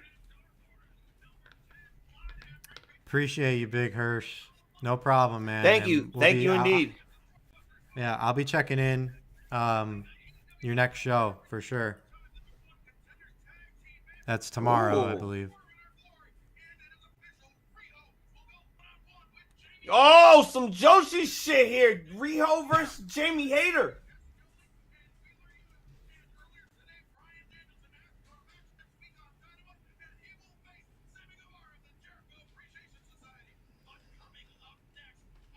Oh, man. It looks like there's been enough talk. It's almost time for the main event. For me to go home.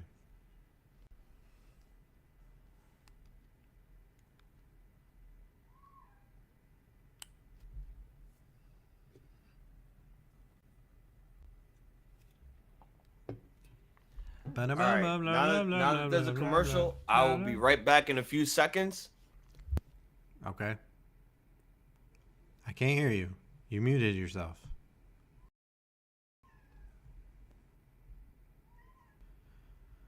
All right. Hey. I know that was directed towards Zombie here, but we have a do happens between Zion or Quincy gets to host.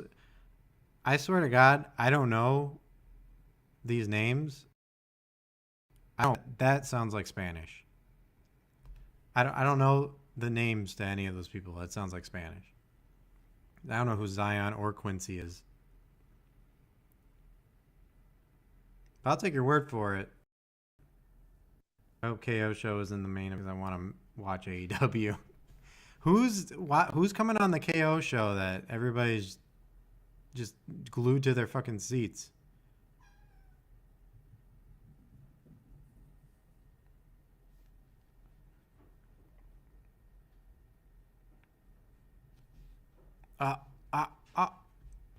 He back. Why is everybody getting hyped about the KO show? I don't know. I don't know what's going on with the KO show that everybody's wanting to watch. Wait, what? We have a match who wins between Zion Quinn and Quincy gets to host Black. What is Black Heart? Shotzi. Shotzi? What? Yeah. Huh? Shotzi Blackheart. Yeah? That was her name. Yeah. Oh, I'm like, oh no! We don't need a co-host for Shotzi. We just need one. We need one. You know what was stupid? Having LA Knight and Grayson Waller host Halloween Havoc. That was dumb. That was really fucking dumb. What were you thinking? Well, that was Vince stuff, so I can't really complain. But still, So apparently, just have Shotzi host by herself. So apparently, the three people that are coming on are Braun Breaker, Elijah Dragunov, and JD. It's Ilya. Oh, yeah. It's Ilya. They have a triple threat match for the NXT Championship this Saturday. And I think this is right when they pull the trigger on Braun Breaker on going to the main roster.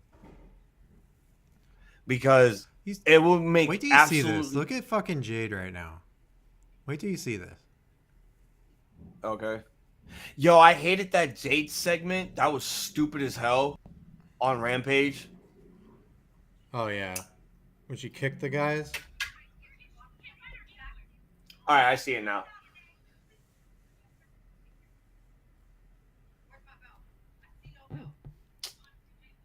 And of course, Jade has to wear a Cincinnati Reds baseball jersey, and they're not even in the fucking playoffs.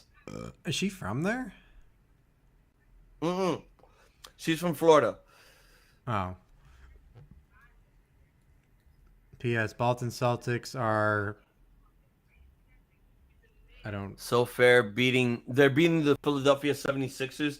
I just found out that James Harden was in Philadelphia. I didn't even know. Yeah, I don't watch NBA like that. You know, Russell House, I like that prediction, but I do believe that it's going to go to JD McDonough to build that storyline with Ilya Dragunov and JD. But I think that makes sense only because Ilya had to vacate the NXT UK Championship because of injury. Hey, where are they at today? NXT? No. No. They're in AEW. Cincinnati, Ohio. They're in John Moxley. They're talking about that. John Moxley's original hometown. I just brought that up because Jade wore a Cincinnati Reds jersey. I know. I don't know what the fuck I was thinking. Dave, you're a cop. You don't do drugs, and I was about to ask you if you're high. I got a memory of a fucking peanut. Yeah, that's a better idea. I mean, it could go either way. Whoever wins the championship from Braun Breaker, those two guys are going to feud with each other for the main event spot. At this point, you're going to have, at this point for the tag team stuff, you might as well make the Dyad the next tag team champions because at this point, you're not going to have Pretty Deadly hold on to those belts forever. Not that they're going to be going to the main roster, but it's just like, no one's not really digging this whole Pretty Deadly shit. I am, honestly, only because they look like the group Wham from the 80s and they carelessly whisper to each other secretly behind the scenes, but I just can't see them holding on to those tag belts for that long.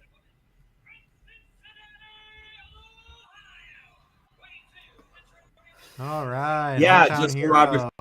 I love how you said that, but then you don't say residing in Las Vegas, Nevada, you piece of shit.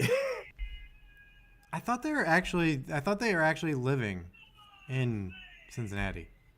No, I mean, I don't know for certain if they're living in Cincinnati. I think they did live in Las Vegas, and then they moved back. Because I remember I saw a video with Moxley, doing a power jog with his baby in a stroller and shit. And from what it looks like, Las Vegas, it looked like either Canada or Cincinnati. I don't know for certain. Oh, yeah, WWE is going to be in Ohio next week. Again?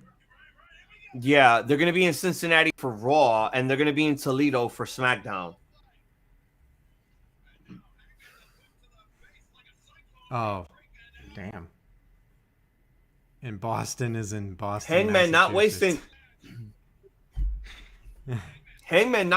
no time here. Just getting straight to the fight. All right, Dave. Do you think we're gonna see a cash in here tonight from MJF? Because I did hear him in Dynamite that he was gonna cash in on Tuesday, unless we have those nauseous camera cuts of MJF in the skybox holding on to that. I don't think he's gonna cash in tonight, but I could be wrong.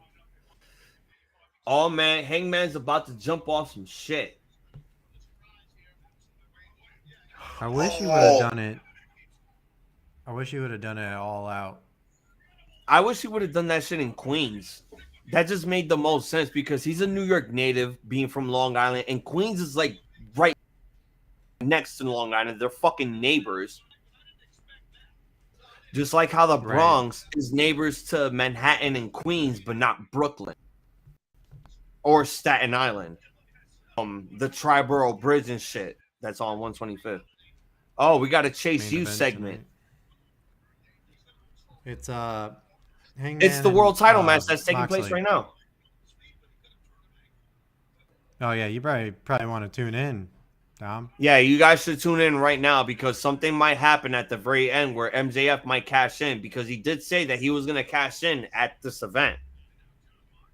And due to this promo, I think this will probably be due to the promo that he had with Regal. I think this will probably be the time that he pulls the trigger.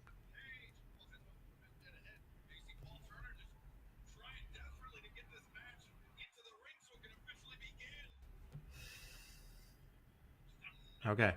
Cool. I can't believe that my fan base was literally freaking out yesterday that there was no live stream. It was like the world was about to end. I don't want to sound over exaggerated about that, but holy shit. Yeah, I did not expect that. Yeah, they kind of went to Toe's stream instead. They literally that's what happened because I didn't watch any streams last night because when it's my wedding anniversary, it's like that's really important. And I figured I'd give my wife all the time that she needs after I work 12 fucking hours. Oh, I was telling Kenny, family comes first. I totally get it. Who's bleeding? Is it Hangman? Already? Oh God, it's Moxley. God damn it, Moxley. Every week.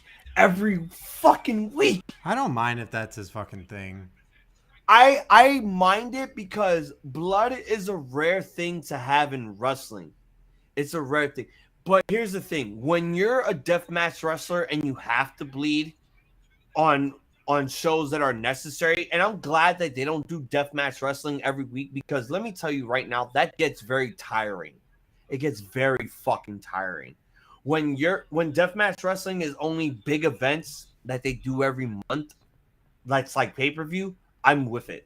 I'm with it 100% because I know what I'm expecting. With AEW and Moxley, it's like Moxley is obligated to fucking bleed at this point. And I understand that's part of your gimmick, but you have to understand from my perspective, you're ruining my sensational bloodlust on the fact that you have to bleed the hard way every fucking week.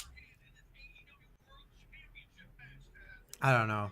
I guess I'm on the minority that it doesn't bother me. Yeah, I'm not gonna say you're those people, Dave. That's your perspective. That's your perspective indeed. But I'm one of those people that actually respects the blood and the bloodlust that goes on in these matches. But when you have someone bleeding every fucking week, whether if it's a Tuesday, a Saturday, or a Wednesday that AEW wants to put on their fucking Dynamite, it's very tiring and it gets exhausting, and it makes me all the other deathmatch matches that involve blood. This match involved little bit of weaponry before the bell rung. And that is what pisses me off because Moxley has to really bleed every week in order to gain viewership and ratings. AEW does not need to be like that all the fucking time. I think he just likes to bleed. That too, I think so also. But it's like, bro, you know that you could die from loss of blood every week? No matter how many times you bleed, you're losing blood. You're basically shortening your lifespan. I don't know, man. Like, yeah, I heard a theory that apparently you get your blood back by drinking plenty of water and fluids and shit, but dude, you're losing blood every week. I They can't got deal with that. another thing. They got doctors backstage, and people still donate blood and shit like that. So there's But here's the thing. Here's the deal. Moxley can't accept that blood because he's a smoker and he used to drink. You can't donate and accept blood from other people unless if you're giving like some sort of organ that matches with someone's blood type. That I understand. But you've been a smoker and a drinker for all these years. You cannot donate or receive blood from other people because I that's think you that can consent. receive. You just can't donate. I mean, I don't know that because I've never donated or received blood, and I know that I can't donate because of what I do. But I feel like that blood will get contaminated with his blood. Maybe I'm just speaking theoretically here, and I'm pulling some Alex Jones shit. Maybe I might say in real life toothpaste is evil, and I don't brush my teeth every day. But that's not true. Just like what I'm saying right now might not possibly be true. And no, it's not because of my drinking. And it's not because of me being high. It's just me being random and weird. That's just the gimmick. No, I know, man. But again, I love the blood, but when you do it every week, it's very tiring. That's why it's like when they do death matches in AEW, that's when I'm more prepared for like, all right, we're gonna get blood here.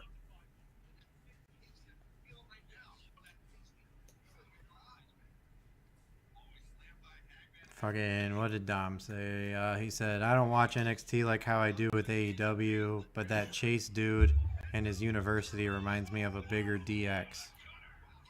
Tommy, did we ever find out what Apollo Crews and Grayson Waller are gonna be having in their gimmick match for the wheel yet? Or did they not show them at all? Fuck it. Next time when I get my blood drawn, I'm donating it to AEW for how much blood AEW wrestlers I've lost.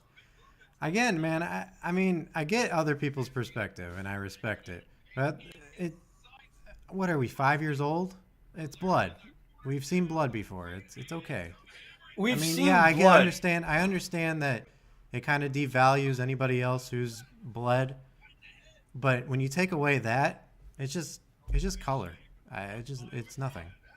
It really is. And that's the thing also with me. I actually appreciate the fact that we get a wrestling promotion that's okay with showing off some color here or there.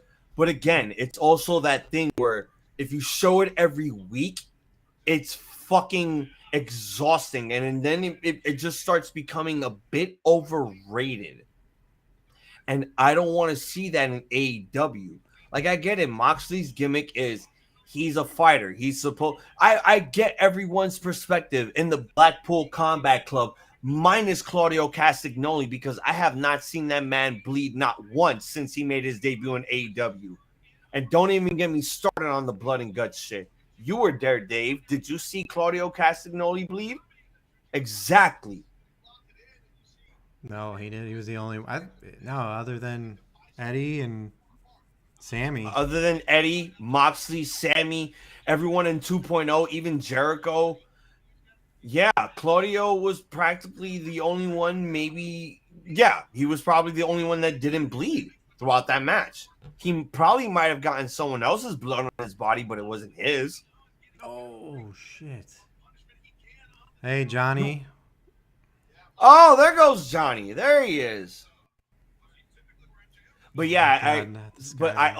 I also let Johnny know. That's why he probably wasn't on this chat right now. I also let him know yesterday because he was one of the people that hit me up like, no Raw stream tonight. And like, no, I'm not gonna be going live, and next week is gonna be different, new name, new graphics, and all that stuff for NXT. So that's why he's jumping on here.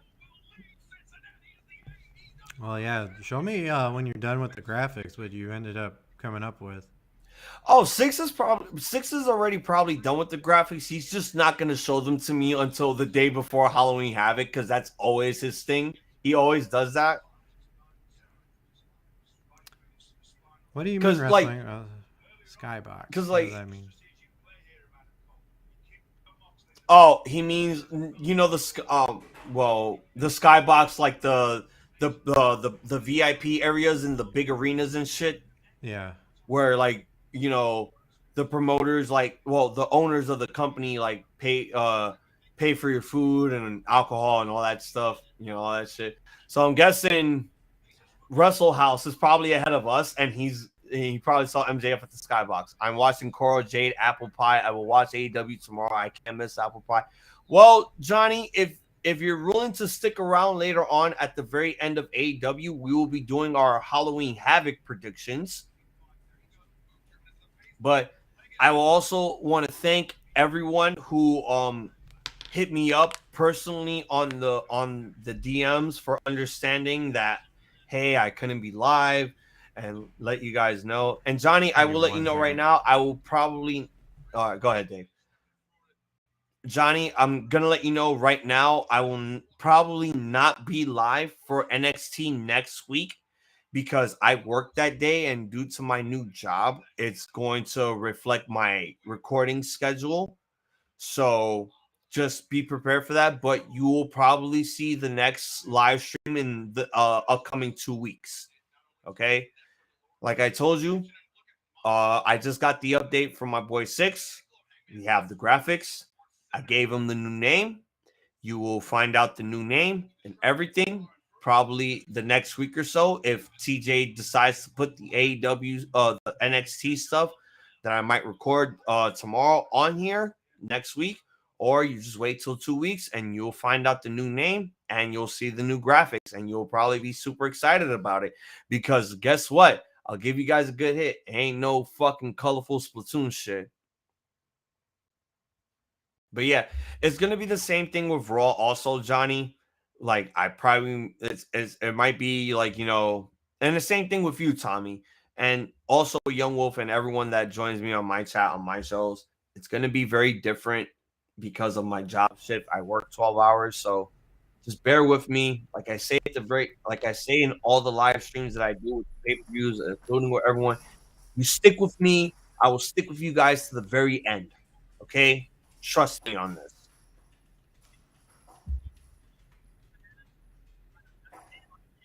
Oh yeah, I forgot. You're on commercial and I'm on the Fight app. Actually, I just got back. Oh, you just got back? Well, I mean, I know AEW is in commercial right now. Yeah. Dave, the website that I sent you, it will also give you the link to the Fight app stuff where you don't have to deal with commercials. So that way you don't have to deal with watching it on live TV. You could just, do what I'm doing, watch everything in full view instead of picture in picture, because I know that's fucking nauseating and annoying. And it's just, it's the most hated thing ever. It makes you vomit. If they have MJF in the skybox, I want to see him pull a Shawn Michaels and zip. Oh God, Russell House, you are literally out of your mind right there. That'd be the funniest thing to ever see. Just to see Hazel. MJF Let's hope like this. Tommy, what do you mean by that? I mean, what do you mean by that comment? Let's hope the same thing that happens. What do you mean by that? What did he mean by prove zero? Just Hazel doing season premiere in 2 weeks. We don't know if it's gonna be in 2 weeks, Young Wolf. I'm letting you know right now. Like, again, I really appreciate what you guys have been, what you guys have done by joining the chats, interacting with me and all that stuff. I really appreciate that. And I really appreciate that you guys respect my wishes and understand that what I'm doing right now is for the benefit of myself and for everything else that I'm dealing with, because I don't want to be unemployed for the rest of my life. I enjoy doing the streams for you guys. I enjoy doing recaps for you guys. I enjoy doing the pay-per-view recaps. We all do. And that includes Dave, Six, Katie, TJ, Twin. We really appreciate you guys, taking the time out of your days to be a part of all of everything that we do. Okay? What's And happening? I really appreciate you guys understanding what I have to go through personally. Okay? You guys are taking the time and patience and waiting for the new content that I'm going to be putting out, and I really love that. You guys are not like, bugging me and rushing me like, "Hey, when's the new content coming?" Yo, what's happening?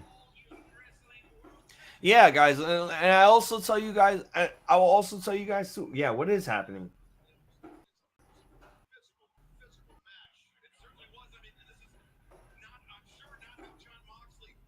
What the hell happened? Damn, I think he Referee got stoppage? injured.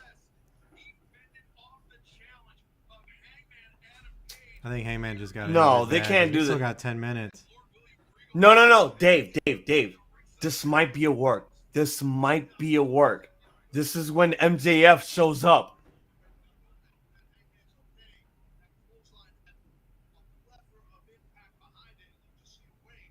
I didn't see a part of that moment happen because I was really trying to talk with chat and shit.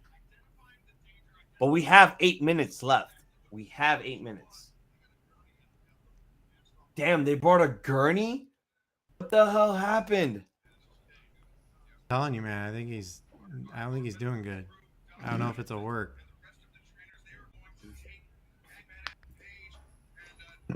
And when he's ziplining down to the ring, I want to hear him sing, I'm better than you. Wow. But yeah, I wanna even though the year is not over, I wanna thank you guys in the chat who have stuck by me since the end of 2021 going forward. I want to thank you guys most importantly for sticking by me with the streams and the pay-per-views. We all thank you very much, and we can't wait to give you guys more content. We are going to be doing more GM stuff soon. I know you guys like that, like the GM stuff that me and TJ did. We're going to do more of it, and we want to give you guys more of that shit just so we could give you guys more content for the RambleMania show. Why did my shit just stop? Okay, it's going. Really? Arya Daivari is going after the FTW World title?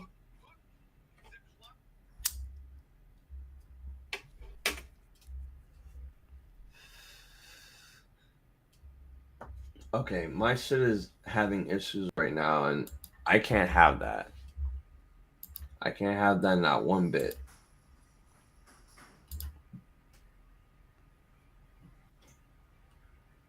Yeah, I think they're filling up for time, man. That's what I'm really going for also. They're really filling up for time because they just plugged a bunch of Rampage matches and a bunch of Dynamite matches for next week when you just did that before the main event.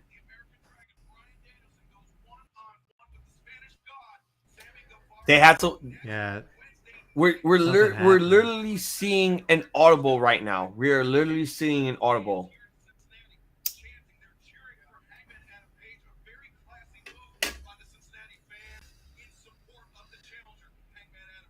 This is insane, bro. I didn't even see what happened, but I might have to rewind it.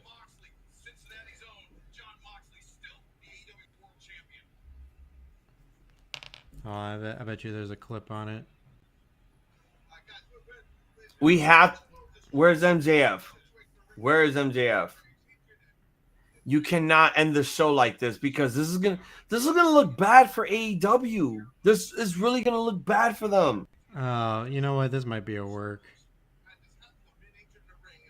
Because I'm hoping this is a work. AEW is posting about it. We have 5 minutes left. This has to be a work. Where's MJF? Hold on.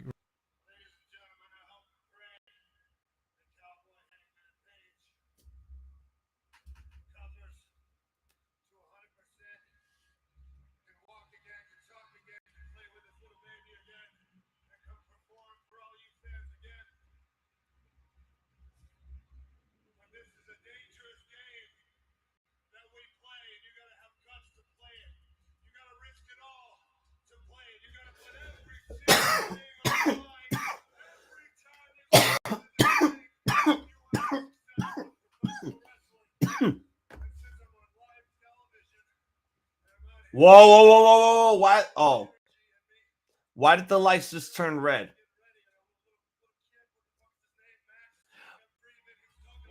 I just heard this man say fuck. Damn it, Russell House. I should have told you in advance. Don't spoil anything.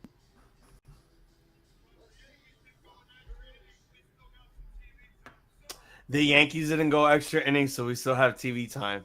Oh, what the fuck? The guy in the jacket was. You mean the red hooded guy from the Schism? Is that who you're talking about, Johnny?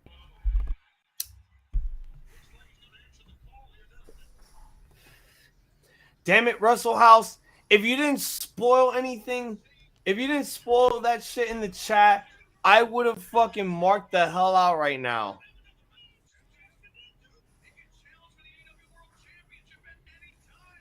But then I have to remember myself. This is not my show.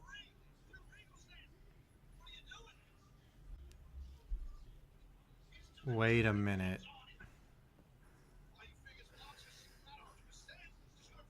Wait a minute.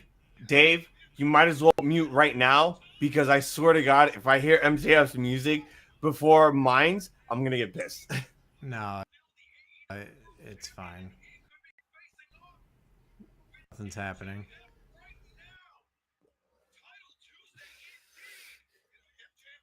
It's Title Tuesday. But then I forgot Jon Moxley is known as the Titty Master.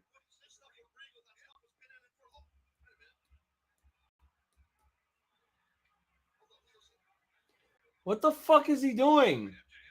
What are you doing?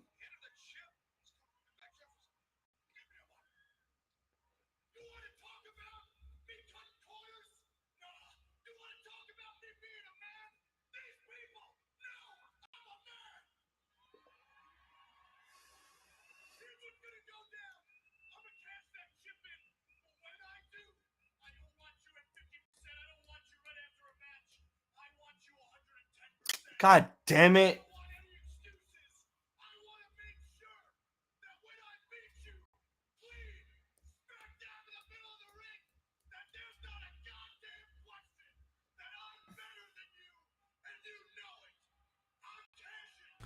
Well, I told you. Wait. Save it.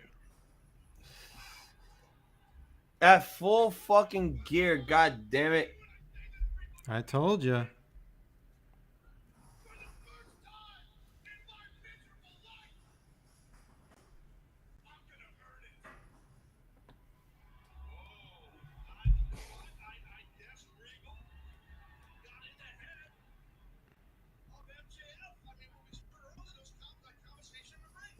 Oh my god.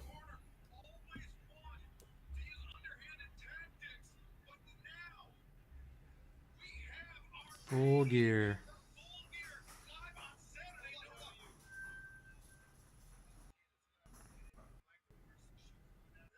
I can't even get a mic to work. The show's going downhill.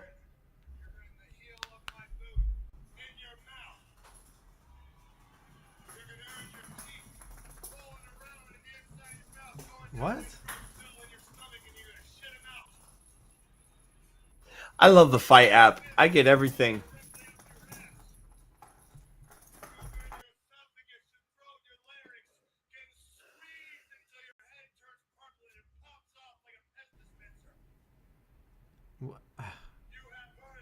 What do you mean, Dom? They're using fake crowd noises.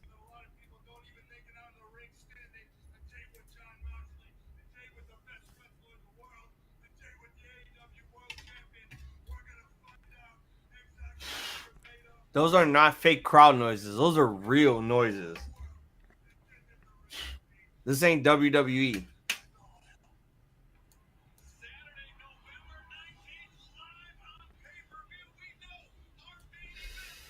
One month away. We are 1 month away from MJF winning the world title from Jon Moxley. All right. Well, I'm not done yet. I'm not done that was yet. fucking AEW. Nothing's gonna happen in the last 2 seconds. I'm telling you. No, I know. I just wanted to see what they were doing and plugging shit. But yeah, that was AEW. That Man, was AEW. I mean, for a show to be on Tuesday, I mean, I got to look at the ratings in the next couple of days to see what. I mean, knowing AEW, they probably beat NXT within a landslide because there was a lot of championships on the line. But WWE may have the advantage because they brought in a bunch of main roster guys to be in NXT because of this event. And it'd probably be evened out, but NXT doesn't really reach 1 million viewers on the USA network. So that also has to be put in mind. And let's not forget the whole MJF shit that took place between him and Regal at the very end. It was it was only because they had to pull an audible there. They didn't know what the fuck they were going to do from there on in after Hangman got injured or whatever the fuck it was, because it was referee stoppage that took place. And the crowd didn't like that one bit. And to answer Johnny's question, it looked like he took a really bad lariat and he tried to do that. a I'm gonna go to the backflip. bathroom. Yeah. And he tried to do that spot where the lariat makes it look like he got hit and thrown back, so he did a backflip. He landed wrong on his side or neck or something like that, and couldn't get up. So this being a work, I don't think so. They were trying to milk some time with those promos. Threat at Full Gear. Who's in the triple threat? Wow, WWE is giving them more time.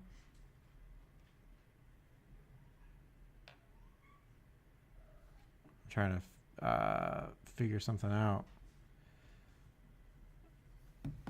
I mean, it was shaping up to be a good match too, and just stopped. I could see that being a triple threat. Hangman, MJF, and Moxley. And again, we have a month. We have a month to build this whole match. So I give it maybe 3 weeks for Hangman to recuperate from whatever the fuck injuries that he had, because I did hear everything. Most likely, you said it was probably from that moonsault off the scaffolding. So that probably could be the case. He'll be gone for 3 weeks and then he'll make his return. Because we have a month left until Full Gear. So we got 4 to 5 weeks to build this match, add Hangman into the mix. Or if not, they'll just keep Hangman on the sidelines, have him recuperate, come back 100%. And then maybe we'll have MJF versus Hangman going into Revolution. Yeah, but I hope he has a speedy recovery, man. That was really bad. But yeah, it kind of was. But yeah, that was AEW. We have some time for us to do predictions for Halloween Havoc, and we figured we give you guys our predictions for the 6 matches that have been taking place. Let me refresh this because I know they have to add another. Okay, I guess we're gonna find out what one match is gonna be for Grayson Waller and Apollo Crews at Halloween Havoc. Unless Tommy T will let me know now what the match is gonna be if they didn't spin the goddamn wheel. But we're gonna start off from bottom to the top. Well, I'm just gonna go random with this. Let me see. What can I say? Okay, I'll do this. But yeah, like I said, we got 6 matches. Hold on. Yep. I need KO to be added to the triple threat. So you wanted to be a fatal 4-way for the NXT title? That's weird. But yeah, we'll start with the ambulance match. One of the Creed brothers, Julius Creed of Diamond Mine, taking on Damon Kemp in an ambulance match. if Julius loses the match, his brother Brutus Creed will have to leave NXT.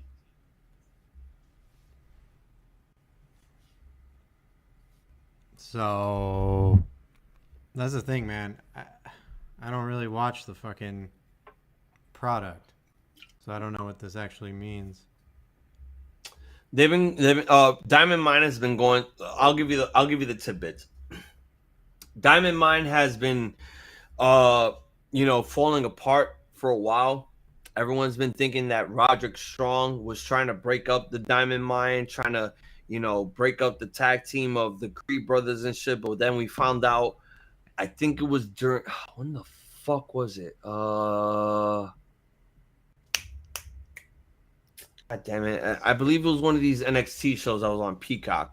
They showed footage of Damon Kemp taking money from Tony D to sabotage the NXT Tag Team Championships, but that failed.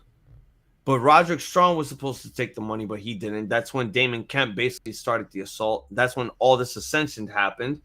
Oh, dissension. And Damon Kemp interfered in a fatal four-way elimination tag. Oh, Worlds Collide. There we go. Worlds Collide because of the whole NXT UK stuff. Damon Kemp interfered, costing the Creed brothers the tag team championships, giving it to Pretty Deadly, making them undisputed NXT, American, and UK tag team champions. And now he's been feuding with them for a while.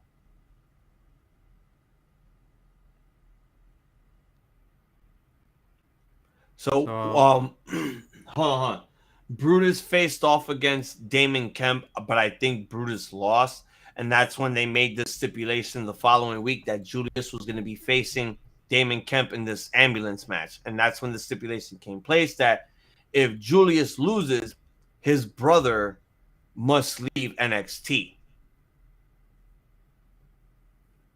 That's interesting. Yeah. And it's in an ambulance match, which is so weird. So we have a stipulation with another stipulation added on. I don't know. Give me the Creed brothers then.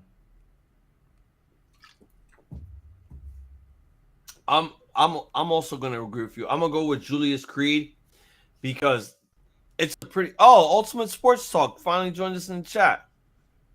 Welcome. What's going on? Morning, good to see you guys. We're doing our predictions for Halloween Havoc this Saturday on the Peacock. I'm gonna go with Julius Creed on this. I think it'll give Damon Kemp some, I didn't see NXT, so I don't know if he got some momentum going into, today's show. But when I watch it, hopefully they did give him some momentum. You catch, hold on. Oof. The Creed brothers are not going anywhere. Brutus Creed is going to stay with his brother. And they're going to keep going after the NXT Tag Team Championships. I know Roderick is going to get involved because those injuries are not real injuries. He was just taking some time off. And he's going to make a comeback and probably go after Damon. Or, I don't know if this is going to be the possibility. Maybe he might turn on the Creed brothers to just align himself with Damon Kemp. I don't know, but I'm going with Julian Creed to win this match. Same with you, Dave. Yeah, same with me. All right, so next match we have for the NXT Women's Championship, we have Mandy Rose. I'm sorry. Mandy. Defending the NXT Women's Championship against Kaylee Ray, now known as Alba Fire. Do you need recap on this? No, I know that, from what you've told me, that Mandy has been gone for a little bit. Well, and who in kayfabe realm, in the wrestling realm, she was technically kidnapped 2 weeks ago. But we know the real story behind that. Her brother passed away and she needed that time off to deal with family emergency and grievances. That's when last week we had Sonya Deville in the picture. Right. So knowing all that, and what she's going through. I'm assuming she's still not all there mentally. Yeah. We're going to have a new champion. I see that also because I feel as if Toxic Attraction is going to be on SmackDown because SmackDown needs a female faction in order to compete with the Raw female faction, which is Damage Control, going into War Games, Survivor Series, which is going to be here in Massachusetts, but I'm not going to be attending. You should go. No, I'd rather. No, it's not that I mean, I don't know for certain if I'm going to be working that day, but either way, if I'm working that day, I'll still show up on the stream late. It's not going to make a big deal. I just don't want to, waste money to go to Survivor Series with War Games. I'd rather just do that. I'd rather just do the live stream with the fellas, honestly. But I'm gonna go with this is not for the title. I want to remind people that this is not for the RambleMania title. That's being saved for Full Gear. I'm going to go with Alba Fire here to win because I feel like Toxic Attraction is going to make their debut the following day on SmackDown.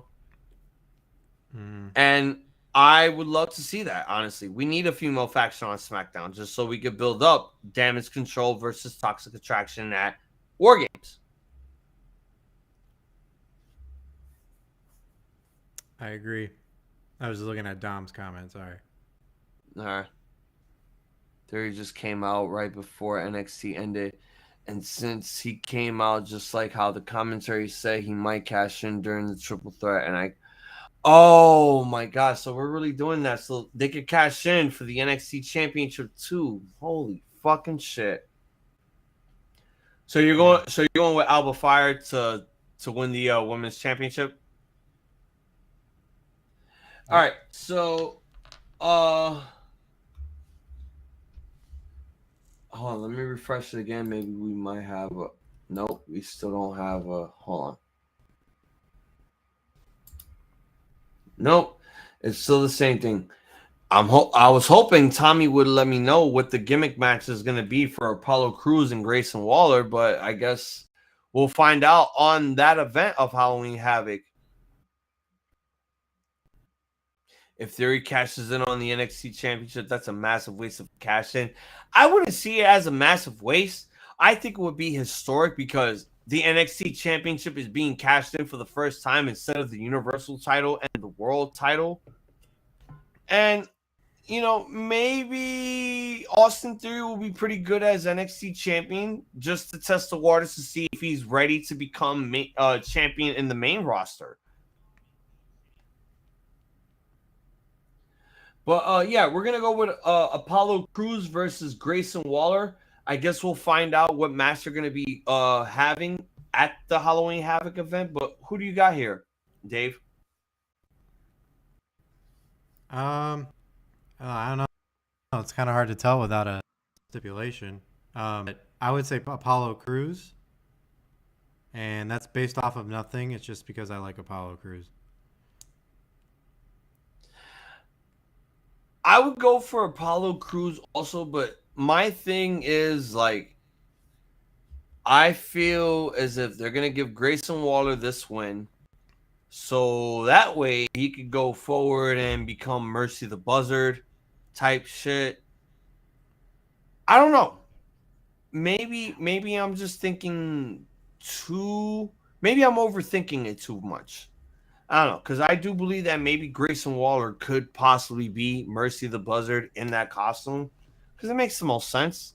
I saw a promo that he was cutting, and all of a sudden there was the Wyatt Lantern and shit behind him. So yeah, I would say Apollo Crews could get this win here, just because maybe they'll start pushing him for the NXT Championship. Yeah, I'm gonna go with Apollo. Yeah. And again, we don't know if those people that were in the costumes actually meant anything, or they are actually fucking wrestlers, or just people playing a show. Yeah, we don't know if those were just extras, but from what I've been seeing, all the tidbits and stuff, that could just possibly be like Triple H bringing these guys in just for that occasion. but we don't know if it's going to be like a permanent thing. That could just be temporary, just so Triple H can actually have the real people actually portray these characters under the masks. Usos are one of the best. I mean, I'm going to be honest with you, Greg. The only reason why they're one of the best tag teams in the business is because WWE doesn't have any fucking buddy. Who else do they? You took the words out of my mouth. I was literally about to say there's no tag team. But actually there are tag teams now, because now that there's more factions in WWE, there are actually more tag teams. It's just some of them are dealing with some storylines at the moment.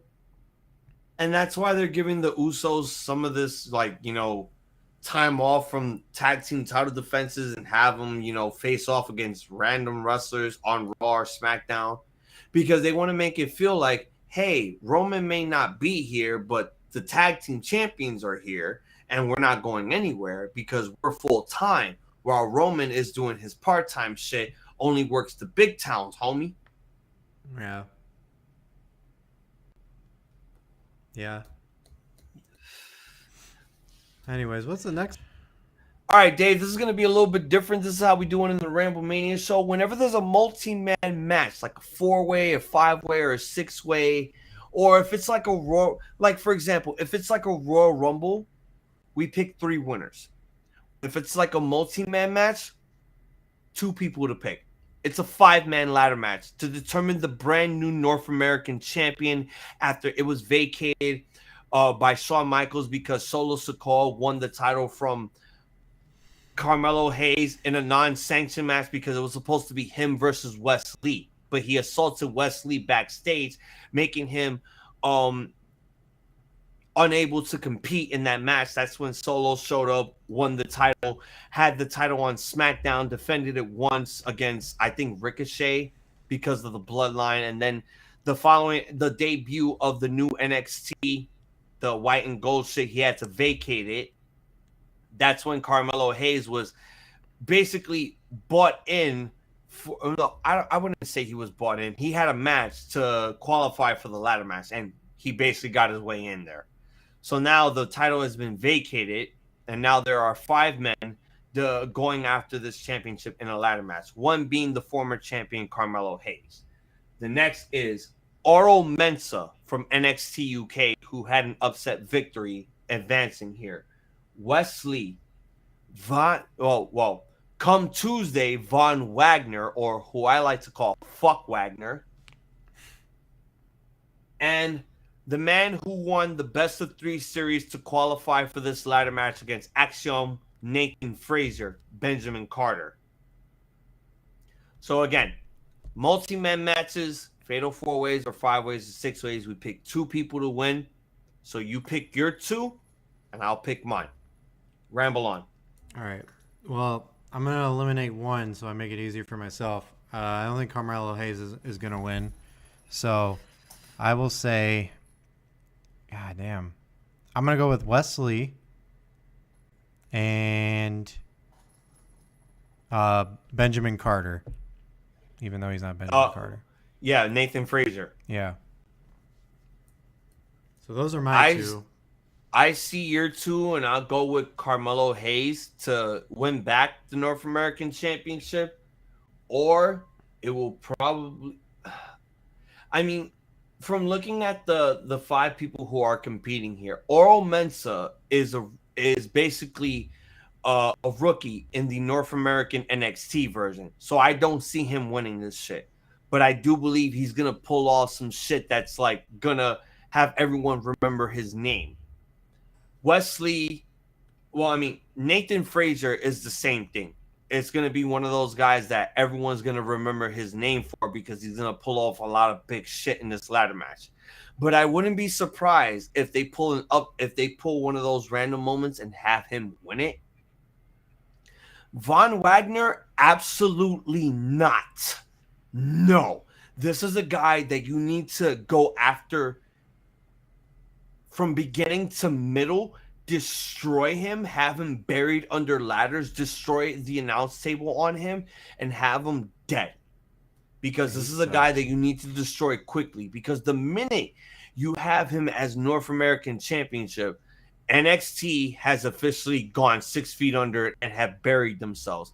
Not only buried themselves, they have cremated themselves by giving a guy that is so novice on the mic and in the ring the North American Championship just because he's being carried by Robbie E from TNA. Wesley is the number one possibility of winning the North American Championship because of all the issues that he's been going through ever since his partner had to be let go because of personal shit. So I could see like it's Wesley and Carmelo Hayes that could possibly win it. Again, I mean, Oral Mensa, I probably did not even mention because, again, this is a guy that's just making his big debut on a big show that's now going to be on Peacock and not on USA. So he's going to be one of those guys that's going to be doing probably the crazy spots, the big spots, but he's not going to win. He's one of those guys that you're going to remember his name because of this match. So understand that from my perspective and from my opinion, you guys are going to see some pretty crazy shit from some of these guys. But Oral Mensa is probably a guy that you guys should be watching out for. And I think this match, you probably need to be watching out for him more here. Here's why I don't think Carmelo Hayes is going to win. And I think they're going – because I think they're going to put him in the main roster. Main roster. Yeah. That could be the possibility because this is the thing. I feel like Halloween Havoc is going to be the graduation of some guys that will go to the main roster, mainly Braun Breaker, because, you know, when we talk about that later on at the very end, I'll give you my explanation. But I do feel like when you joined us for Extreme Rules, you saw two NXT people that you know quite possibly the minute you see them on the premium live events on the main roster, automatically they're going to be sent to the main roster. One was Nikita Lyons and one was Braun Breaker. Yeah. I mean, they have a history of doing that.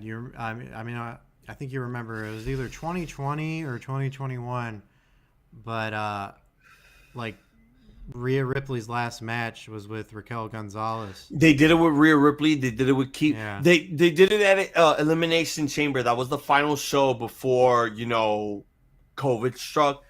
Rhea Ripley and Keith Lee was one of those people that they were, you know, showing off at that Elimination Chamber. So that was when Shayna Baszler murdered all the women. All of them. Like, she went over all of them. Mm-hmm. Bro, and I was just like, I was so baffled by that. Like, you mean to tell me that she's the only person that could do it, but Brock Lesnar can? That's bullshit. And I found that to be non-believable. That's how I knew she was gonna lose the fucking match that she had with Becky Lynch at WrestleMania Quarantine. WrestleMania Quarantine. I like that name. That's why when you hear me say stuff like, you know, Backlash, when they have the WrestleMania name on that title, I just call it redacted Backlash because Backlash is Backlash to me, not just WrestleMania Backlash shit. It's bullshit. No, I agree. I never liked the WrestleMania Backlash. What's wrong with Robbie E? I have nothing wrong with Robbie E. My only problem with Robbie E is he's not wrestling in WWE. They have him as a valet, a manager. And that's probably the one thing that sickens me the most, Ultimate Sports Talk.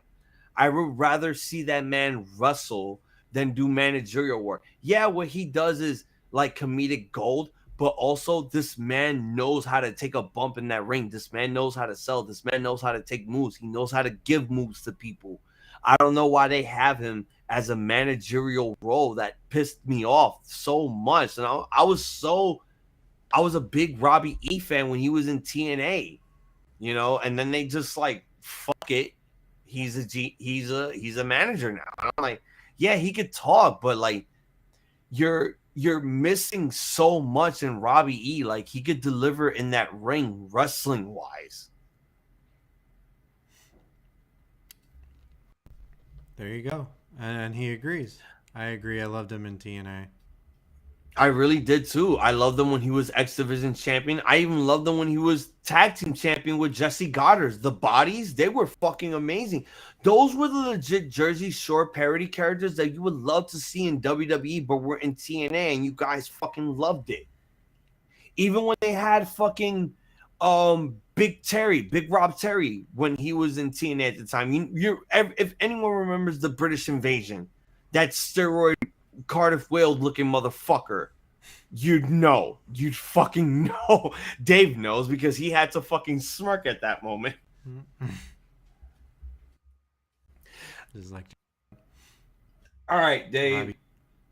Right on the next match, we have a Weapons Wild match. This is one of the big angles that they've been building on ever since these two women had to vacate their NXT Women's Tag Team Championships. It's Cora Jade taking on Roxy in a Weapons Wild match. That means all weapons are allowed here, and I hate the name Weapons Wild. Ramble on. Who do you got and why? Ramble on. Well, like, I don't know. I feel like both of these women aren't really ready for anything. What do you mean they're ready? You're talking about Roxy. That's Booker T's top prodigy in reality of wrestling. That's the ring. That's I'm the not questioning. Ring of Honor Women's World No, Champion. you got me all wrong. Well, I know definitely who she is. I got a fucking photo with her, but really, I gotta see that shit. Yeah, what I'm trying to say is like, I don't doubt their wrestling ability. What is this going to do for them moving forward? Do you feel as if since Roxy made her NXT debut, do you feel like they've like watered her down a bit from when she was in Reality of Wrestling and Ring of Honor? Because I kind of feel that sometimes. Because I don't feel like this is the same girl that I've seen wrestle in the Independents. No, not really. I just question their fucking promo skills too. And I just don't know what they're going to do with this with the future. Like, so Cora Jade, Roxy have a match. Let's say Roxy wins. Okay. What does that do? Let's say Cora Jade wins. Okay. What does that do? Isn't the main goal to go after belts? That's the whole, well, I mean, the whole thing, the whole angle, this is why I watch NXT and I give you the feedback. The whole angle is about their friendship. Their so-called friendship for like many years in the independents going into now. Apparently, Cora Jade in WWE storyline. I'm sorry if I'm pulling a Rick Sanchez here. This is how I do it on my shows. In WWE storyline, Cora Jade basically, got Roxanne Perez or Roxy recruited into WWE or NXT. That's how their friendship, basically, began. Because they've been wrestling in the independents. Everyone knows Cora Jade's real name is Elena Black in the independents. Right. So that's how the history. And this is the thing that I like about, Triple H. Well, they were doing this in the Crayola Splatoon edition, but now moving forward, I like the fact that now, with Booker T being involved, we get to know more of the history behind his biggest protege being Roxy. And not only that, we get to know the history behind these two being best friends and all that other shit. More importantly, Roxanne is going to win this match because of the match that they had a couple of weeks ago where Cora Jade actually won during an upset. I feel like the storyline would be good. Because I've seen a little bit of it. When I say I don't watch it, I watch maybe a little bit of it. But I feel like it would have been better. I don't know if you watched the fucking Grayson Waller shit. I saw, bro. That was bad. That I do NXT live. You know that I do that shit live. I saw that shit live. I wanted to be like Grayson Waller the minute he got pulled under the ring by Apollo Crews. I wanted to do a Slipknot moment. I pushed my fingers into my eyes. Duality. Okay, that promo was so fucking horrendous. It just showed that even though, like, I said the same thing with Toe a few months ago when I officially made my debut on his show about Edge. Edge is not the kind of person to cut promos. He's not that good of a promo talker, but he works with what he has.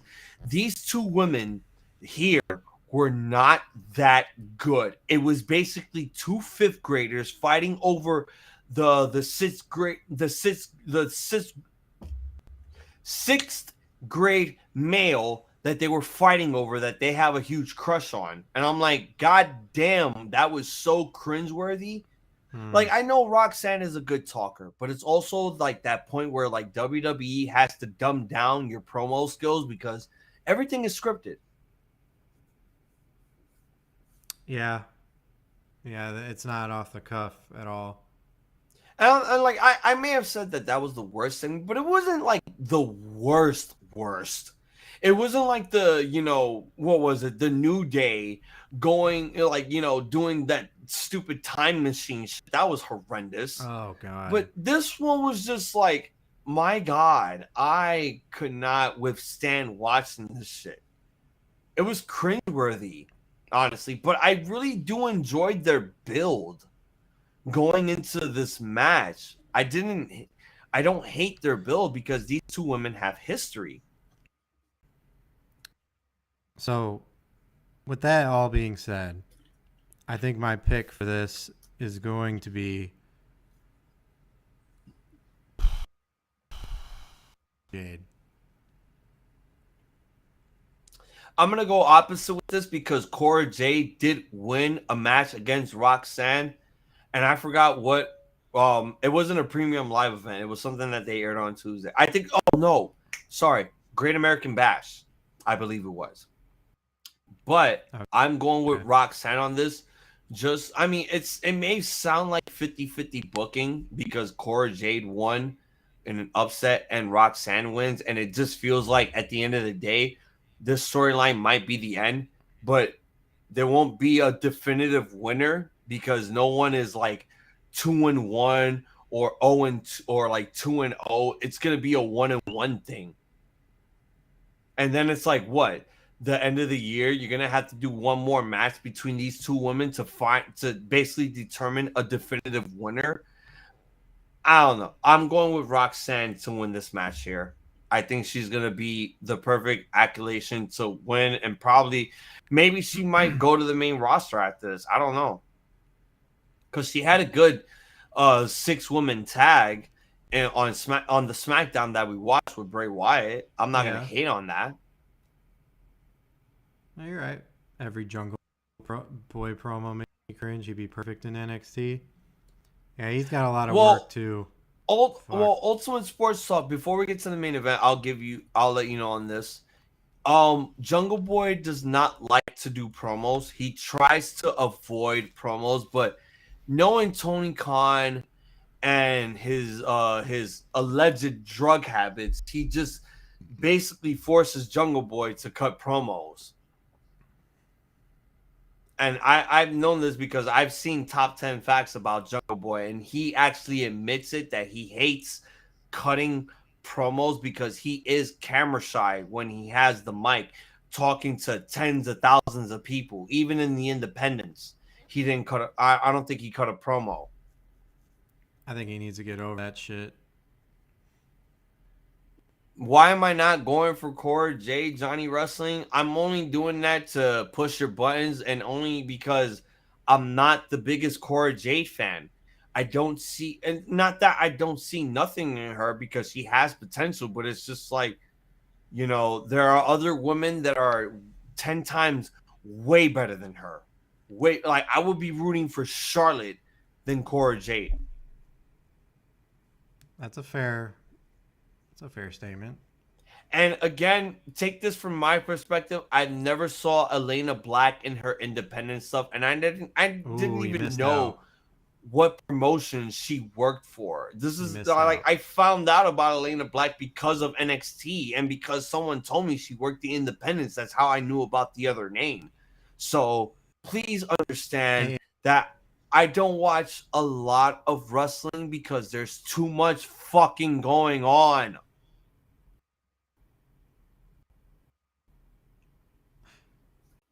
Yeah, man. No, I agree with you. There's a lot. See, Ultimate Sports, that's last the night thing. that Like, Dom was saying he kept pausing his.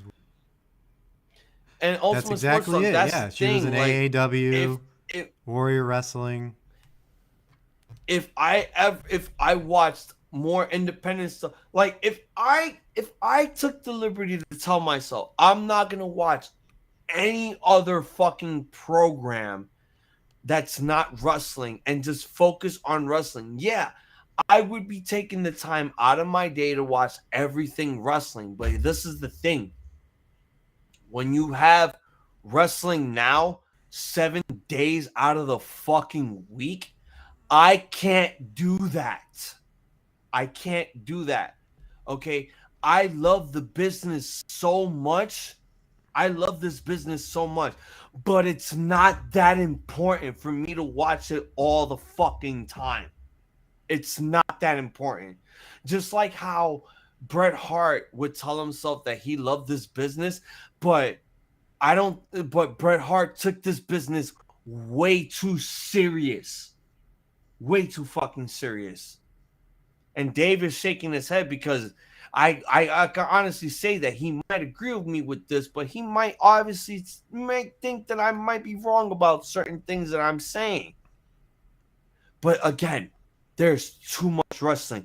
You know, when you have WWE on Raw, and then you have Dark Elevation, all the other stuff that you want to watch, like New Japan, and then you have NXT on Tuesdays, along with, you know, Dark, and all the other stuff that you want to watch following that. And then you have Dynamite, along with, like, all the other stuff that you want to watch. And then you have Impact on Thursdays with, like, all the other stuff that you want to watch, like New Japan after Impact. And then you have SmackDown with all the other stuff that you want to watch. But stop lying to yourself if you think that you're going to watch NXT level up. You watch Rampage and you watch all the other stuff, and then, you know, you have your pay-per-views and all the other shit that they put on fucking weekends and nonsense. There is way too much going on in professional wrestling for all of us, and I'm putting Dave on this, for all of us to watch. Way too much. Yeah, but I think that's why we have a limit. But I think as far as like what we're saying is that I don't know. I guess it's sort of like fucking just going to a regular indie show and you know, you can take a break and just be a fan and go to an indie show. Like, and that's where we saw Elena Black. I think that's what me and UST are trying to say. Like, we're not Dave, saying that you have to follow everything. We're just saying, hypothetically, do you think wrestling would have been like this in the 90s? Yeah. No. A lot of people went to the indies. No, but I mean, like, I mean, yeah, you could go to indie shows, but I'm talking about like wrestling, a lot of wrestling 7 days out of the week being on television in the fucking 90s when the wrestling business had its biggest boom ever. Do you think you will be watching or streaming all of the wrestling products that are on 7 days out of the week, including pay-per-views? No.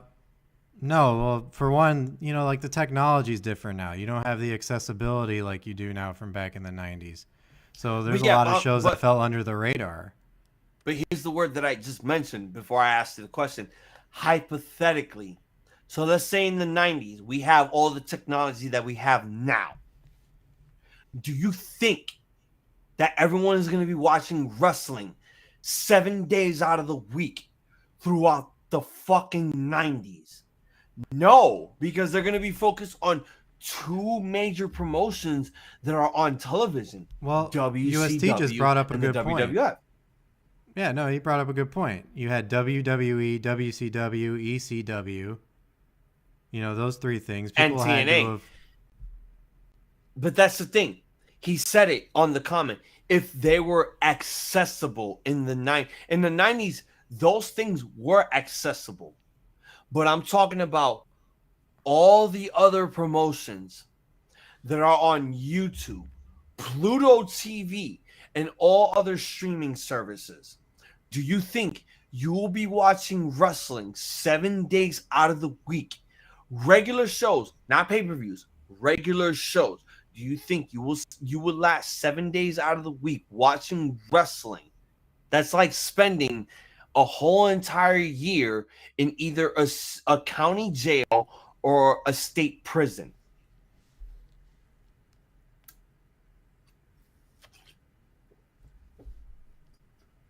Now I got you thinking. Now I really got you thinking there, because you had to pause and think to yourself there. Well, I'm thinking because I'm just, I guess, the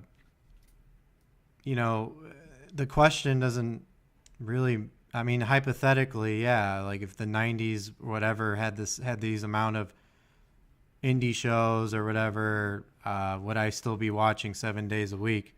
No, I don't do it now, but I'm not going to sit here and say that there isn't a fan out there that does do that.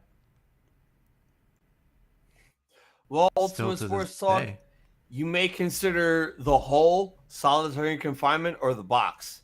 Just know there's no windows, so you will never tell the difference between 5 minutes or forever. I'm trying to. So KOD show comes in and he goes, "That's that fireball."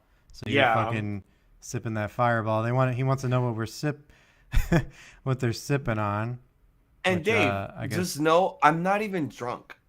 I'm just being the ultimate mark that I am, because I love this business so fucking much. You know, if there was any sport that I would know so much, I would be the biggest wrestling historian ever. No, I get it. But you got to understand, too, also that these indie promotions don't go every week. No, it's a monthly thing. Most of them are monthly, yes. Yeah. So in the 90s, I would think that's doable. And that's also the thing. It's like, you have to pace yourself out. You need to give yourself space for wrestling. Like, yeah, you'll watch your daily products on a weekly basis, but then there's moments where it's like, oh, there's a show that's going on in my town where I live at, in that county. I'm going to go to that because I love this business. Okay? I love the business. I love the sport. And I love young and up-and-coming talent showcasing their skills, because guess what? The people who have paved the way for these future up-and-coming stars are going to be the next generation who paved the way to the people who become wrestlers in the year 2030 or 2040 or 2050 or the year 3000. We'll be on Futurama at this point. I went through days earlier this year to wrestling as much as I possibly could. What happened? I got burnt out. But same, I got burnt out too, man. It's over. What's the word? It's not overwhelming, but it is. You can't consume it all. It's exhausting. It's very exhausting when you know you have wrestling 7 days out of the week. Dave, I just told you, I watch wrestling. I've now started watching wrestling on Pluto. Like, I've actually given Women of Wrestling a chance. They have International Wrestling Syndicate. I can watch old school TNA on here, Triple A, CMLL. I may be, at the end of the day, this may not be for me, but this may be for other wrestling fans and wrestling podcasters who are trying to expand from North American wrestling. You guys saw last year, I expanded out of North American wrestling to do live streams for wrestling in Japan, Dominion, and New Japan. I would be willing to expand for AAA and CMLL, but here's the thing. Again, too much wrestling in the overall. When you have multiple genres of wrestling, you have to stick to that one technical thing. You could be a WWE guy because you grew up watching WWE as a kid going forward, and you'll still stick to that product. Just like how you'll stick to AEW because it's the new alternative product that's different from WWE because of what they provide and all the varieties. And again, I know I'm going off topic. I know we're basically doing Halloween Havoc predictions and we have the main event and shit, but We've gone off the rails, but it's fine. I mean, we're passionate. I'm going to remind people yet again, this is not my show. I mean, technically it is my show, but this is really Dave's show. He could have just told me we're going to pull the plug right here. I like having conversations, man. I think it's cool to engage with the chat and get different perspectives on things. And you brought up a good question. Also. So, let's talk about it. I like how we could, interact with the chat and interact with us. And that's why I appreciate everyone that joins us on my show and on Dave's show and on Kenny's show also on the call up, because Kenny is a part of this too. Yeah. It may be just two of us, but it's just the three of us with three different, varieties of podcasters, give you guys good variety. Just like, wrestling in general, every other promotion, whether it's WWE, I'll put NXT in there because it's under W, AEW, W, MOW, New Japan Pro Wrestling, Impact, MCW, every other promotion, even Reality of Wrestling. You guys enjoy everything that they put out because you love professional wrestling. I'm not going to say that you guys don't love any other sports out there. You guys may love baseball. You guys may love basketball. Like, I think it was Tommy T that was telling us about Boston Celtics stuff. And I was just like, no. No. Because Dave may be from Chicago, but I'll always be a Jordan fan and a Bulls fan. All right? Just like how we're all crazy wrestling fans. We love everything that wrestling provides for us, even if it's the independents. You have to look at wrestling as baseball. The independents is the AA or the AAA, whatever the fuck it is. I think the AAA is the major leagues, the AA is the minor leagues. Mm-hmm. And then, your single A will probably be like your fucking wiffle ball or your softball.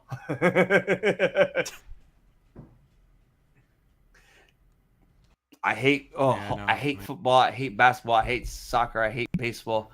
Johnny, I will let you know right now. Take it from my perspective. Take it from a guy who loves a certain amount of sports. I will let you know right now. There are two sporting genres that you should watch, honestly, besides professional wrestling, okay? Because they are actually interesting.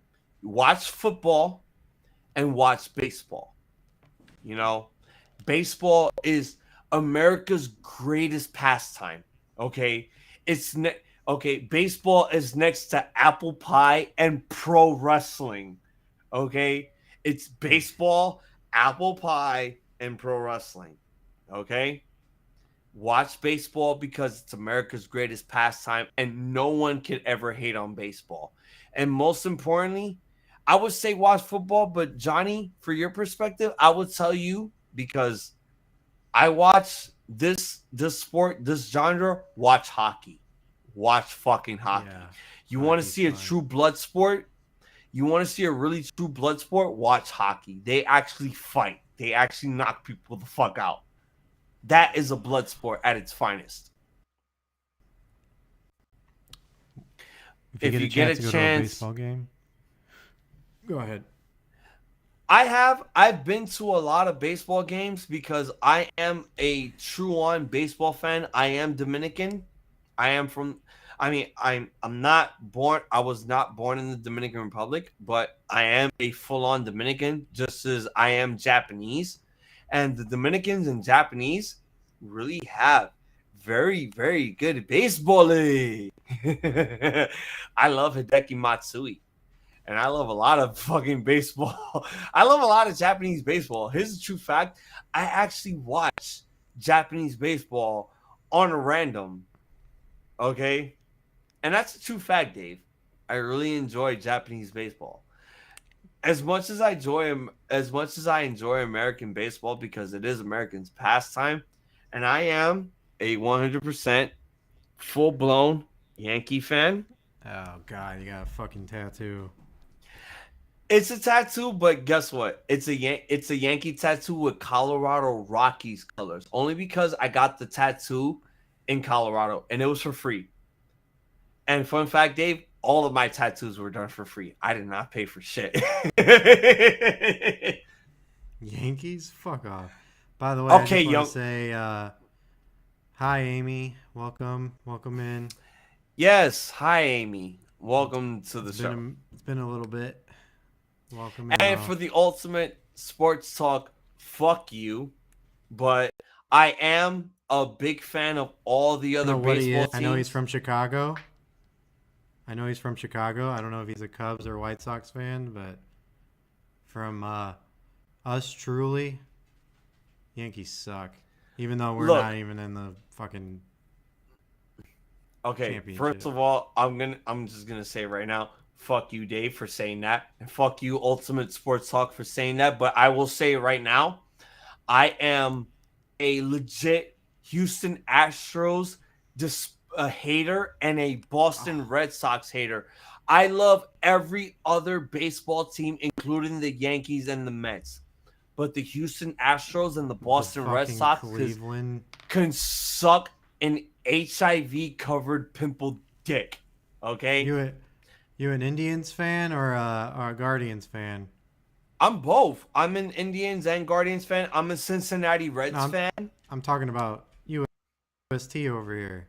Oh yeah, Reds. Ultimate Sports Talk. Here's the question: are you a Cincinnati Reds fan or a what is it? Cleveland? No, Cleveland Browns. That's football. What was? Cleveland Guardians. It's the Guardians now because Young Wolf actually told me that they're called Guardians, not Indians, because of the whole.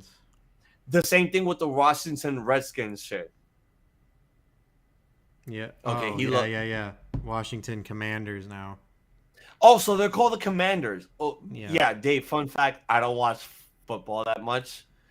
I'm from New York, and New Yorkers are big Giants fans, but I'm not. I'm a Jets fan and a Buffalo Bills fan, but Oakland Raiders, Denver Broncos, and any team that Tom Brady is in, because Tom Brady's a god. No, yeah, he's awesome. And he's from Michigan. Oh, well, damn. I'm surprised that, it's shocking that he's from Michigan and he never went to the Detroit. Do you remember when the Detroit Lions had the biggest failing NFL record in history, like 0-16, 0-17? 0-16, yep. Exactly. That would have been the moment that, like, Tom Brady would have, like, turned things around for the Detroit Lions. They're cursed, man. They ain't going to win anything. Well, they were cursed before, but not anymore.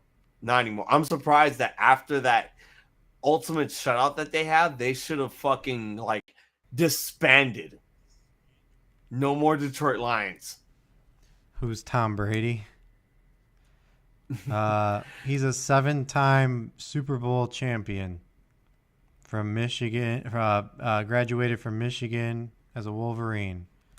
Number 15 overall. Was it 15 overall draft pick? Yeah.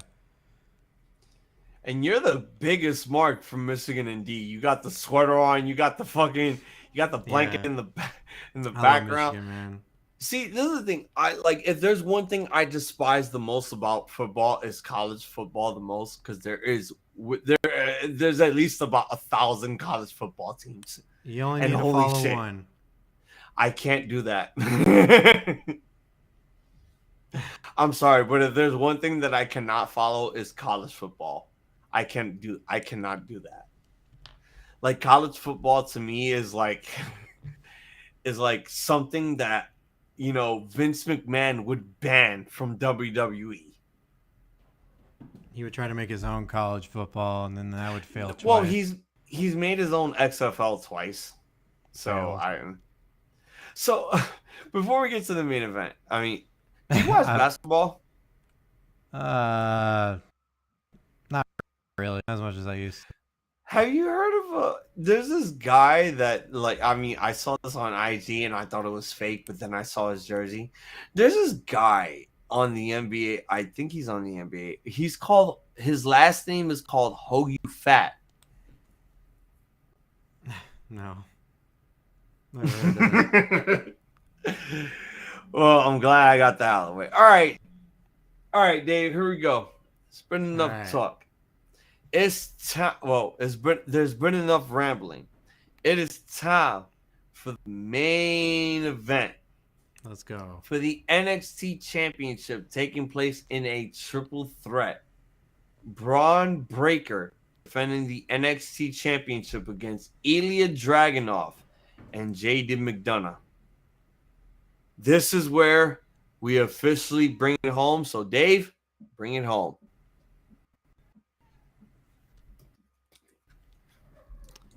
All right. So here's what I'm thinking. So we got a triple threat. We talked about this earlier at the beginning here. While we were watching AEW, people were kindly enough to give us updates on NXT, and Hazel gave me the rundown of everything that's going around.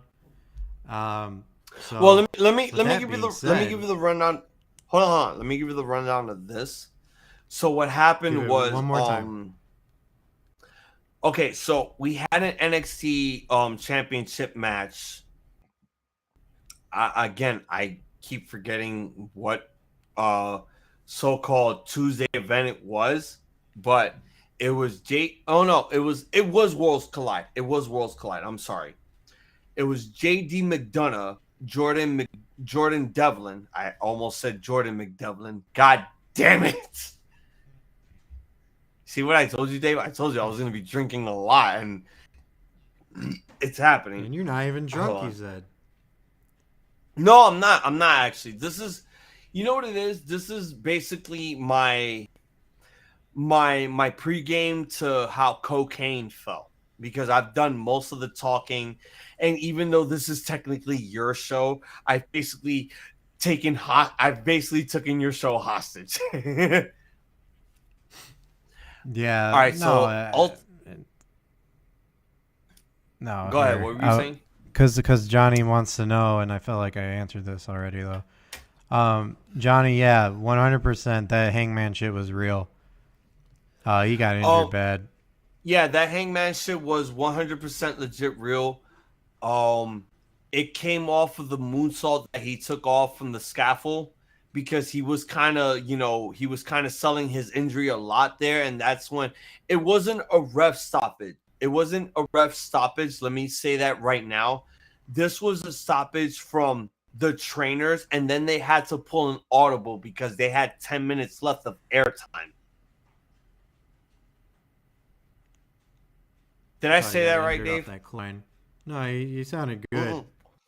It was the moonsault. It was the moonsault indeed, because I could tell from what I saw, he was really like he couldn't really move a lot, and that was technically the big issue. I think honestly, from what I saw technically in person at a Ring of Honor show a few years ago in the Hammerstein Ballroom, when it was the Elite taking on Shane Taylor and I think whoever he was teaming up with, he did a moonsault off of a balcony in the Hammerstein Ballroom. And I think when he does a lot more of those, it just puts a lot of toll on your body. So I think now it basically caught up to him. Maybe it's just me being, maybe I'm overthinking it. Maybe I'm over exaggerating it, but I don't know. I've looked at Hangman's matches over the years until now, and I know that when he does a moonsault like that to the outside or somewhere like crazy, I think now it's finally caught up to him that he was going to get injured from that shit. Well, speaking of... But yeah, go ahead. The triple threat match. Let's bring it home. Let's bring it home, because I'm tired. Yes. I'm going for Ilya Dragunov to win this one. And Uh, I think. So correct me if I'm wrong. Didn't he get injured, and that's why he had to give up the NXT UK title? I told you this. I think like 20 minutes ago. He got injured. He was the he was the WWE. Well, whatever the fuck they called it. They were the WWE NXT UK champion when he beat Walter in one of those premium live events that they had. I think it was no. I stand corrected. It was NXT Takeover 36 because that was after SummerSlam last year, and me and TJ give our thoughts on that. And I actually gave that match a GOAT, which was a 5-star because that match stole the show. Yeah.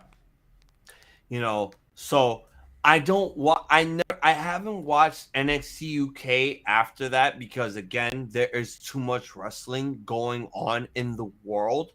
So I can't take all the time that I have. And not only that, NXT UK was being, aired on 3 p.m. on a Thursday. Who the fuck is going to be watching wrestling at 3 p.m. on a Thursday? I'd understand 5 o'clock or 6 o'clock, but 3 p.m. or in Dave's time, 2 p.m., you're fucking suicidal. All right, let's get back on track here. No, I get it, man. I get it. It's a lot of wrestling. I've never watched any NXT UK match besides Walter and Ilya Dragunov one. Well, this is the thing that I'm gonna go with here. Bottom line, Braun Breaker is going to be going to the main roster. I don't know if he's going to Raw or SmackDown, but honestly, they should put him on SmackDown because all the top stars are on Raw. And after what we just saw Friday, it's official that Rey Mysterio is on SmackDown, so we're never gonna see him whip his son's ass in WWE. So I honestly see Braun Breaker going to SmackDown because they need the star power. And I think Braun Breaker will actually be the legitimate star power just as long as he's murdering jobbers and all that shit. Then he could get his star rising up a bit. But overall, it's gonna come down to the former NXT UK guys who are now officially in North America who are gonna win the NXT championship. It could either be Ilya Dragunov because of his injury and he had to vacate the NXT UK championship or the WWE UK championship. But it could also go to JD McDonough because he's been having a storyline going on with Braun Breaker for a while, and he's been chasing the NXT championship ever since he lost to Braun Breaker at Worlds Collide. Mm-hmm. So that could be the possibility too. But if honestly, if I'm going to go for a coin flip here, heads could be Ilya Dragunov and tails could be Jordan McDevlin. I'm going honestly for the heads. Either way, like I'm gonna say this right now, either way, whoever NXT UK star wins the belt, they're gonna have a rivalry going forward. So it could be either Ilya Dragunov winning the NXT championship going forward to face off against JD McDonough, or it could be JD McDonough winning the NXT championship going forward against Ilya Dragunov. Or who fucking knows? Maybe Shawn Michaels just doesn't want Braun Breaker to go onto the main roster and have him retain the NXT championship because they like to pull off shit like that. And then that shit fucking scares the shit out of me. Because after Extreme Rules, we just saw Braun Breaker on the main roster, so it possibly means that he's going to the main roster within the next 2 weeks or so. So right here, right now, you would possibly give the title, honestly, to JD McDonough.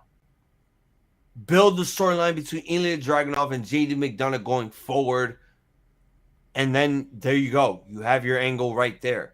And maybe, yeah, one of those two could be NXT champion, but at the end of the day, one of those two is going to be retaining the championship going forward into 2023. All right, so I got Ilya, and you got JD. Yeah. I would technically go for either way because at the end of the day, one of these two guys are going to be facing off against each other, whether they're a champion or not. But overall, it's going to come down to Braun Breaker losing the championship, going to the main roster. Yeah. I got the Braun Breaker. I All know, right. honestly, it might make the most sense to me, and it might make most sense to certain people who might watch this stream. But also, I have to look at it from how WWE is probably going to book this. Because, again, at the end of the day, anything can happen in the realm of professional wrestling, no matter what promotion you're from. 110%, Hazel. I agree with you. Like look what happened tonight when Dynamite. Fucking Yeah. Hangman's injured. Yeah, You know? that's the thing. Like, again, that's the prime example of anything can happen in the realm of professional wrestling. And I call it a realm because professional wrestling is its own world of sport. And everyone has to look at it like that also. Just like how, every other sport is its own realm, like baseball, UFC, boxing, basketball, football, soccer, all that other stuff. MJF just tweeted, I'm praying for Hangman. Oh, God.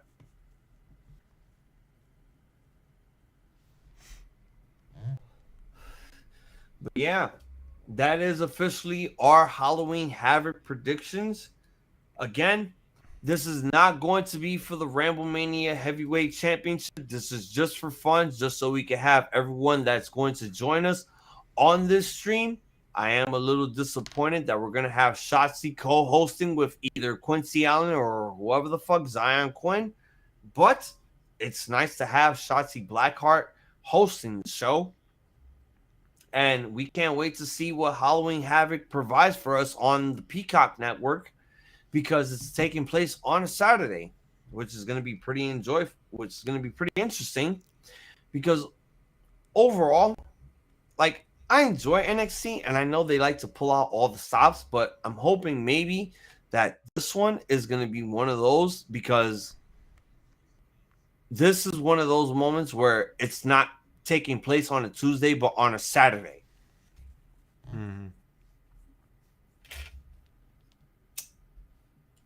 All right. Well, you got anything to plug before we leave here?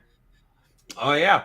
YouTube.com/RambleMania Show. You could stomp a mud hole on our subscription button and cheer for us by clicking the thumbs up and click the bell on the notifications because every week we put out all the live reactions and AEW recaps for all of you and pay-per-view recaps for all of you to enjoy and watch.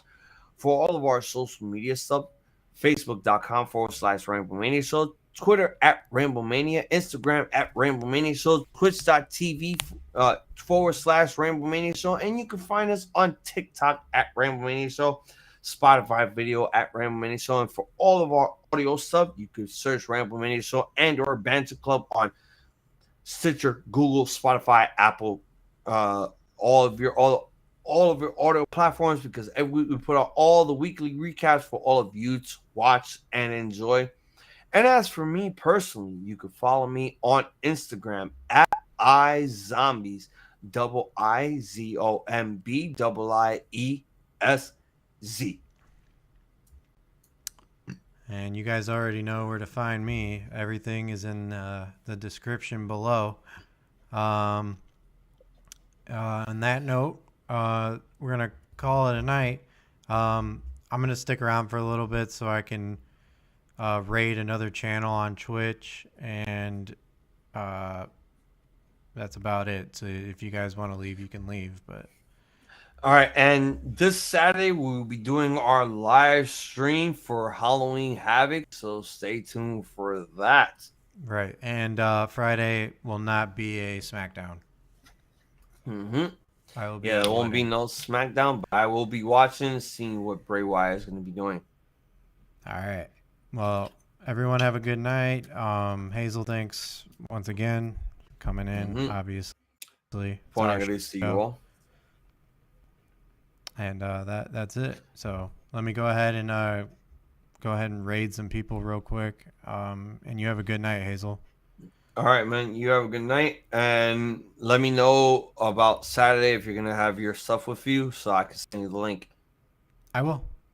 Yes, sir. All right, guys, take it easy. I'm out of here. Dave is gonna be continuing the stream. You all have a good night, and I'll see you on Saturday for Halloween Havoc. Yeah, so we're just gonna go ahead and raid some down, and then I'll end this thing. I'll end it all. Let's see who's live right now. Ultimate Sports Talk. Oh, you ain't live.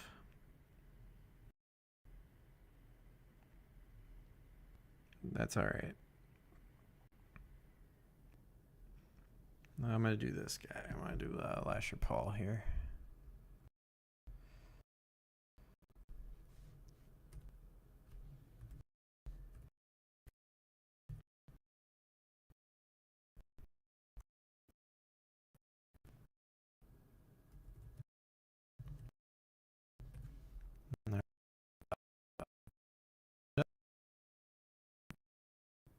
Get out of here.